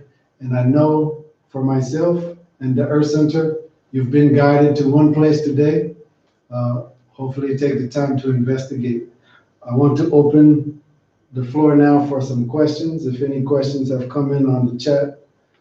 If not, then I'm going to say goodbye, but I'm gonna give the tech some time to see if any come in now. I also want to let you know that the Earth Center is also constantly doing projects, supporting the traditional communities here. We have had some of our traditional communities even moved out of their villages, out of their lands. So we do need donations to help take care of those people who have been taken off of their farmlands, off of their livelihood. We also have continued construction in our healing center, continued construction in our house of culture, one of our centers here in West Africa. So your donation is very helpful. You can go online on our website to make any donations. Any questions? Yes, we have one question from Bizonang, and they're asking this question: how is the Earth Center community connecting with other African traditional communities like Ifa, etc.? Okay, the question was, how does the Earth Center connect with other African traditional communities like Ifa, etc.? Dual for the question. The connection with other African communities, if I can call them that, or spiritual communities, it happens, but you should understand that it happens in the temples first, meaning that we, as I stated in the beginning, Master Naba traveled around many temples all around the continent of Africa in building the Earth Center. And so he went to those temples, letting them know what he was doing, letting the divinities of those temples know what he was doing, gaining their support even to build the Earth Center. So a lot of that is already behind the Earth Center. But now, just on a human, practical, face-to-face level, we have an annual pilgrimage where we travel to different temples, and we don't really see the temples as being us and them and different, like Untam versus Voodoo versus Ifa versus Akan, because really all of them are under the umbrella of Kemetic civilization. You have the Untam school in Kemetic civilization, you have the Voodoo school in Kemetic civilization. So all of them are a part of the same thing. And when deities or the divinities in the temples are already united, when we go into that temple and the people will check in divination with their divinities, then there's already an alliance. None of the humans can really get in the way of that alliance. So hopefully that answers the question. There's a lot more. They're kind of already together in their source, and then they're already together in what they're taking care of in their temples. It's just the humans catching up with the two legs that we have and the time and space that we conquer at that time. Any other questions? We have another question from Derek Andrews. Mm-hmm. What is the first steps to changing your colonial values? What are the first steps to changing your colonial values? Good question. The first steps are really realizing that you have colonial values. Realizing that what you've been so passionate about your whole life, even fighting for, even believing in, you got them from somewhere. Every one of them. You got them from somewhere. And even if you got them from somewhere you love, like your parents, those parents got them from somewhere. And so even just the questioning with some honesty of those values is a first step. And that has to be done because you will have to be ready to clear things off your plate before you can put new things on there. But the reality is that we can't really overcome colonization by being in colonization. That's the very difficult reality. Because what the colonizer does, what the politician does, remember, that's where all of their passion, all of their ingenuity is put to conquer and to contain. So our modern societies really cut us off from a lot of perspectives, knowledge, information that comes as totally different than what they've brought us. And so that's why, I mean, this age of information has kind of opened that up, but even it's still very difficult to get information that's really different than the paradigm you exist in. But that's why what Master Naba did was so important, because he's someone that came from a totally different place. He grew up he tells all of the initiates on the first day of class, if you get the chance to come and see where I grew up, when I wake up, there's no street lights there, there's no TVs there, there's nothing there but the bush and you. And all of the things in the bush you can't see. So this person came from a paradigm that was completely different. And that's why they were able to, from outside, look in and say, wow, none of that makes sense. That's not how our ancestors did it. And a lot of times it's really that understanding that exists outside of the box that we've been put in that will help us to get out of the box. So at a certain point, that process, though it starts with questioning, self-questioning, it starts with investigating and learning what you can get your hands on, it's going to have to bring you to a master that has the experience and the paradigm that's outside of the box to lead you out of there. Thank you for the question. Any others?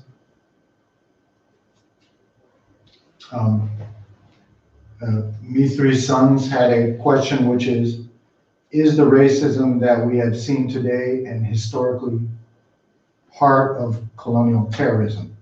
What can we begin doing to combat this as individuals?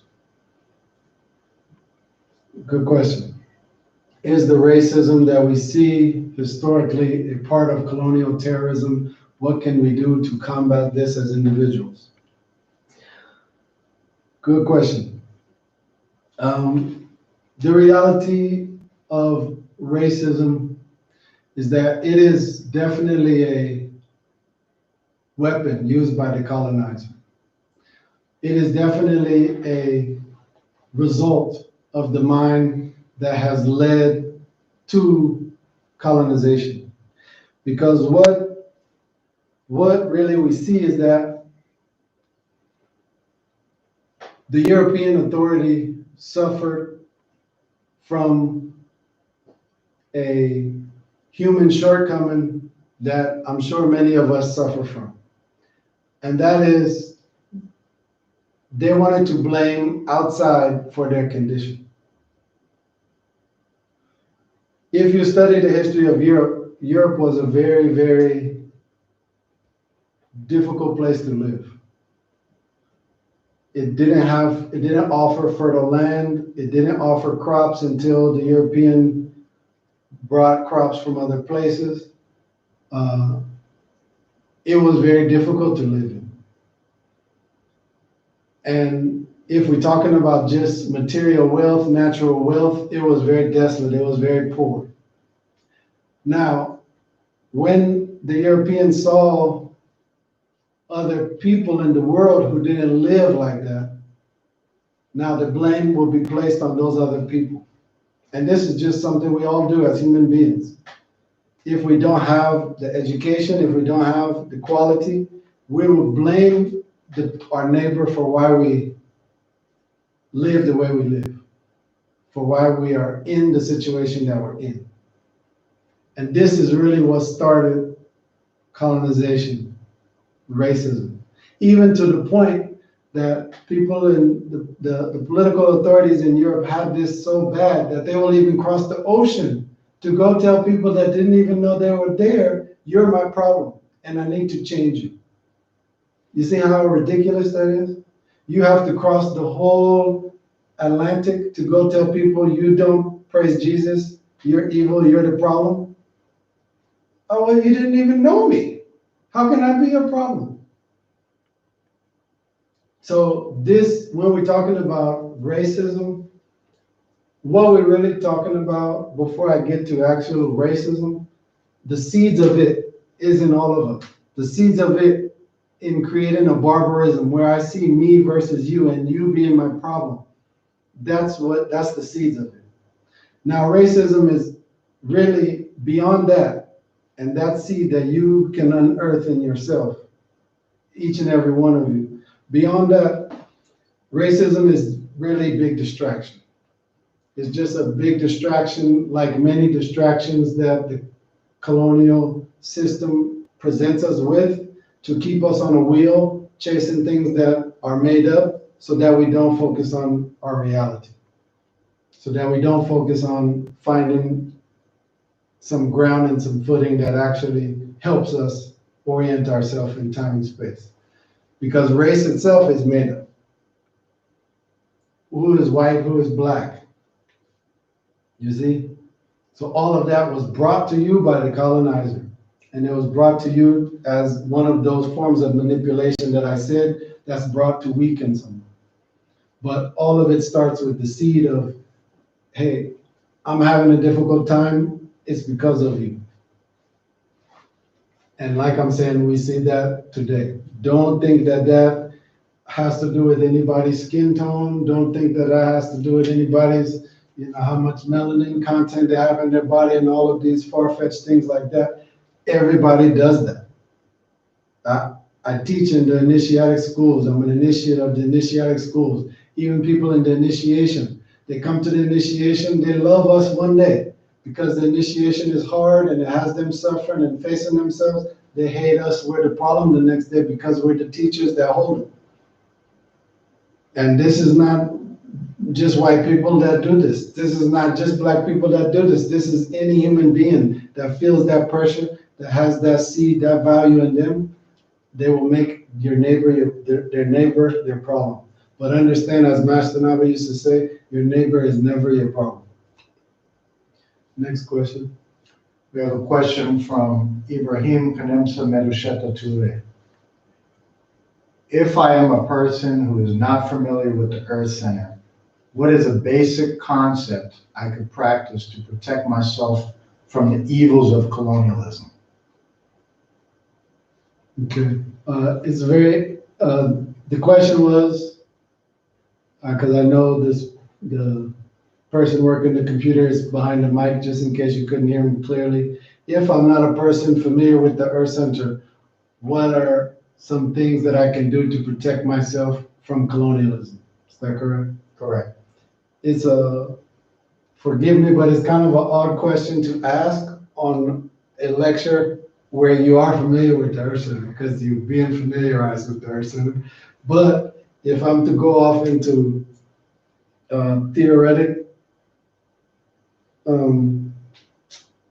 into theoretic hypotheses and things, colonization is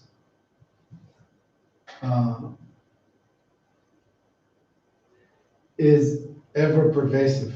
As we say, and it affects all aspects of our lives. But what you can do is explore your roots. Find out at least where your people stopped behaving as they behaved and started behaving and speaking how others behaved and spoke, and see if there's any connection to that.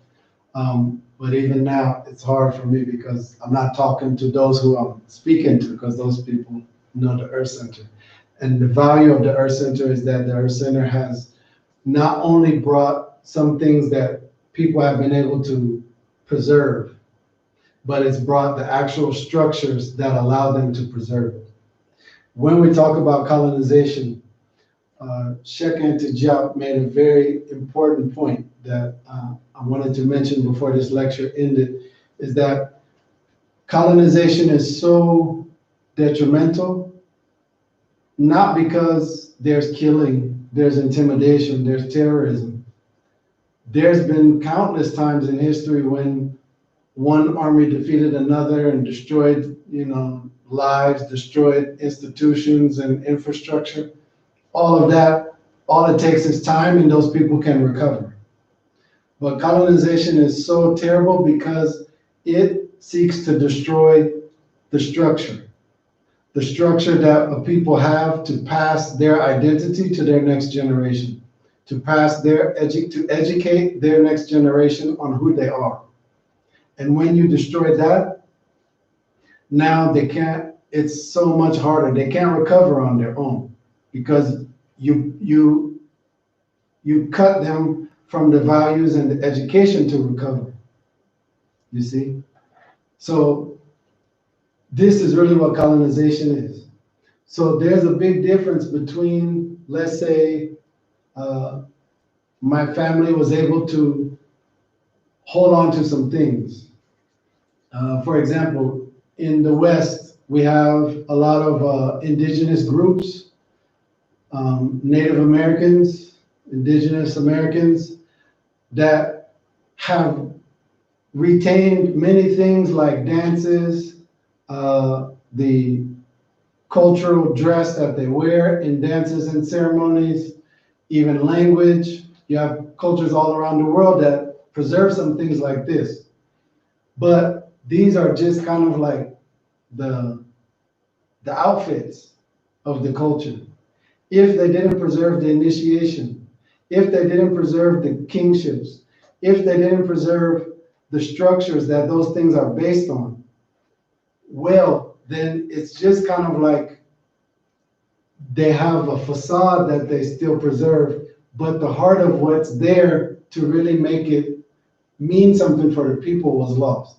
And you see that in tribes all around the world. Native America is prevalent, but you see that even in Africa. You see that all over the world in indigenous places, because every time a colonizer comes, he's coming to take away the power that indigenous people give to their authority, to their structure, and replace it with a colonial structure.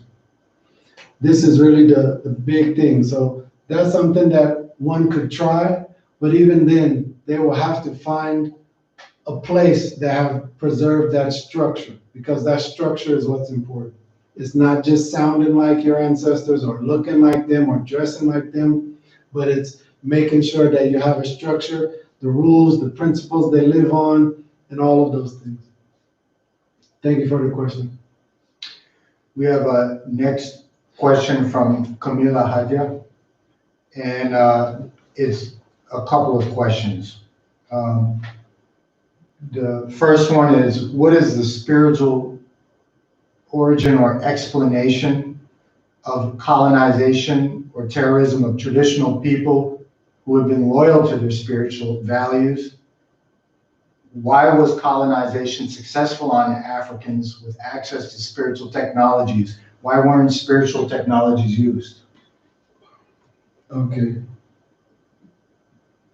What was the spiritual explanation for why colonization worked on Africans who had spiritual technology is the question, right? Basically.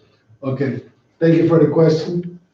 The reality is that, before I kind of expand the answer to the question, the reality that maybe you're not told in the West or in modern cities is that not every place in Africa was colonized. Many people use the spiritual technologies to protect themselves. Even you have some places, some villages where even in the times of enslavement, even if they were captured in the day, by the night they're back in their bed. So maybe the understanding that is in the question is a little partial, because it did happen. And even throughout the world, even where the spiritual technologies were not as tightly preserved, you still had many people resistant on very, consistent, that you don't hear about in the history books, that you don't hear about from the colonizer when he gives you the account. So let's already kind of fix that question or that perspective. But the other thing is that not, even if we're talking just about Africa, Africa is a huge place. Africa is a huge place of many tribes, of many ethnic groups, many villages. Not every tribe preserved their connection to the origins well. Not every tribe, even at the time of enslavement, at the time of colonialism, were connected to that. Many had already, kind of lost that, and then that made them vulnerable to new things. And then the human being is just vulnerable. I said the human being is an intelligent being, but the human being can be educated and can be primed to be a very unintelligent being. We see that all around the world today because we live under systems that their ambition, their main objective is to weaken us, to weaken our intelligence. So the human being, if in a tribe's culture, an ethnic group's culture, they didn't build into their culture a way to protect their structure, they lost it. And they lost just enough to make them vulnerable. So this is what I would say. But don't think that every tribe has lost it. That's why the Earth Center is here today. We have another question from Moisha Yehuda. Is there a pilgrimage to Meniooh this year? Is there a pilgrimage to Meniooh this year? Good question. I am not involved in the activities of the projects in Meniooh branch at that level. So it would be best to send that request to our headquarters in Chicago, or to email us and to check on that. Next question is from Oshalim. I will be there if there is one, but check on to see if there is one. Yes, question from Oshalim. About the story of the terrorist in about 630 BC. Mm-hmm. Were our Pharaoh and we not in a position to defend ourselves? Did they not see the evil that he did coming so that they could have prevented it? Good question. The question is, in the story, the account of the terrorist Kambisi in 630 BC, where was the Pharaoh and did they not see him coming? Couldn't they have done something to protect themselves? What I didn't explain and what is often not explained in our textbooks, in colonial accounts of history, is that any invader you hear about coming into the Nile Valley, they only come in the period of time when no pharaoh is sitting. So there's always, between each pharaoh, there's always a period of at least 4 years when there's no pharaoh on the throne. So it's only in this time that an invader has the opportunity to come in and try crazy antics like Kambisi did and claim that they have the throne, or claim that they want to be the pharaoh. So all of the people that you heard about, even the great people you heard about, Kambisi, Xerxes, all these people who were trying for Egypt, they only got to Egypt, got to the Nile Valley when the pharaoh wasn't on the throne. If the pharaoh was on the throne, even before they get into their journey, they already get stopped. Even after, I don't think I mentioned this either, even after Kambisi killed the holy cow, asked people to eat the meat, 3 months later he was dead. Nobody had to kill him. 3 months later, nature took him. And then his army ran away. So yes, there are those powers that were protecting the place, but there is this notion of kind of cycles that the place itself, the structure itself runs on. And so there's always that 4-year period when invaders come into the Nile Valley. You will even see that in some tribes today that migrated from the Nile Valley to West Africa. Some tribes have ceremonies after a king after one king finishes and dies, they will beg neighboring tribes to come and invade their place because they're used to that custom from the Nile Valley. If nobody comes to invade after my king, then I felt like that king didn't do enough to raise our value, to raise our quality to where people want to come and covet. So this was actually a part of the culture. Hopefully that answers the question. Next question is from Bizanin. How do our youth learn the importance of moving away from the colonial seeds of terrorism we all grew up with? How do our youth learn the importance of moving away from the seeds we all grew up with? Good question. Through their parents is the best answer for that. That is why the Earth Center's Umtam School is really targeted to adults, because adults are the ones to teach their children. Remember, a big consequence of colonization is that we sit on our hands and we think other people will do what is our responsibility to do. Our life is our responsibility. Our descendants are our responsibility. So a lot of people always bring us that question, like, well, what do we have for children? Because I want to send my children there, or I want to make sure my children get it. But if you don't get it first, your children are going to be hard-fetched to get it. They might get it, but if you don't have it to re-emphasize it, to reaffirm it in the house, they will lose it. So, through their parents. Next question. Next, looks like one of the last ones. We have a question from Chris R. What is the responsibility of the individual for their own growth and ascension versus opposing the system of colonialism for the community as a whole? Very good question. Chris R.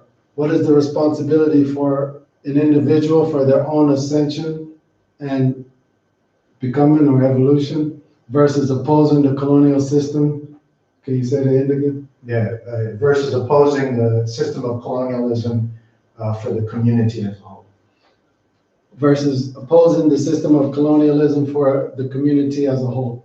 Good question, and perfect question to end on, because if in this lecture I didn't make myself clear and it sounded like I'm saying you need to oppose the colonial system or go against the colonial system, that was a misrepresentation on my part. The colonial system is weakened when people don't give it their attention and their authority. And the colonial system is weakened when you give your attention to your ancestral structures and to yourself and what would be better for yourself. So definitely your focus should be on your own ascension, your own evolution. That was what I was pointing out with the strength that those people in the Nile Valley displayed, even when Kambisi was trying. Nobody tried to fight him. He's only one person. Maybe they could, they even have spiritual technologies. They could have did away with him even earlier than that. But nobody cared to leave their own spiritual responsibilities and path to go against him. My master once told me, if I ever see anybody as my enemy, and I will take my energies away from progressing and put them against their energies, I already lost. I already wasted my time. So it was a good question, brother. Our time really, our efforts, our energy should be focused on doing what's best for us, doing what's best for our spirit, the evolution of our spirit, rather than thinking that we have to oppose or attack anyone. Because as stated, your neighbor is never your problem. Your neighbor is never your problem. Even when your neighbor is aggressive towards you, then the problem is, why are you still there with that neighbor? Why are you entering into the dualistic with that neighbor? Master Naba said that when he was growing up in his village, he saw what was taking place that Jezrita was talking about. People coming in, wanting their gold, wanting their wealth, wanting their food from the farms. And he asked his elders, if they want these things, why don't we just give it to them? And the elders said, because if they just wanted our wealth, our gold, even our yields from our crops, we would give them that, but they don't. They want our world. And we've even ran away. They wanted the Nile Valley, we gave them to that. We gave them that. We even ran as far as the ocean. We couldn't go any further. We ran west even to the western coast. We can't go anymore. But they still want our world. And if we give them our world, where will we live? What will we live in? So the point is that you protect that world. The point is not that you go against them. If you go against them, utilizing tactics and weapons and things that they use, you already forfeited your world because your world didn't have that in it. Your world never said to do that.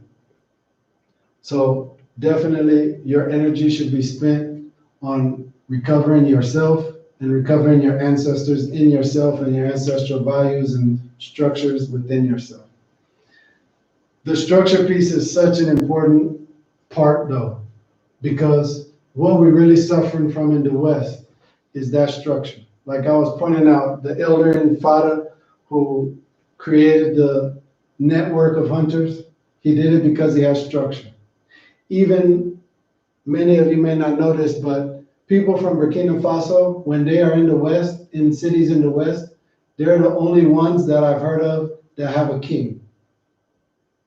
The community in Chicago will designate a king. The community in Chicago will work with the king that's designated in New York. All because they know their structure is what provides them their survival. That means that when people come, that community, that structure led by that king now knows, okay, this person just came. He needs to do a fundraiser to start his business. We don't have those structures. And we depend, in the West, people that came up under colonization, we depend on the structures of the same system that's there to weaken us. Every day they wake up, they think of how can we better weaken them. We can't depend on those structures. The structures will have to be based on what our ancestors were doing. We don't need to reinvent the wheel. We just need to have the humility to go back to where those structures exist. Thank you. Thank you all for giving me your time tonight or today, wherever you are on the planet. We hope to see you next month. For our members, we hope to see you soon in the forum that will follow this. For our initiates, we will see you in the temples. For all else, we look forward to you investigating the Earth Center. Look to meet each and every one of you one day, and so that our spirits can continue on this journey in recovering ourselves and recovering the Kemetic civilization and the values that kept us safe, surviving for so long. Dwell.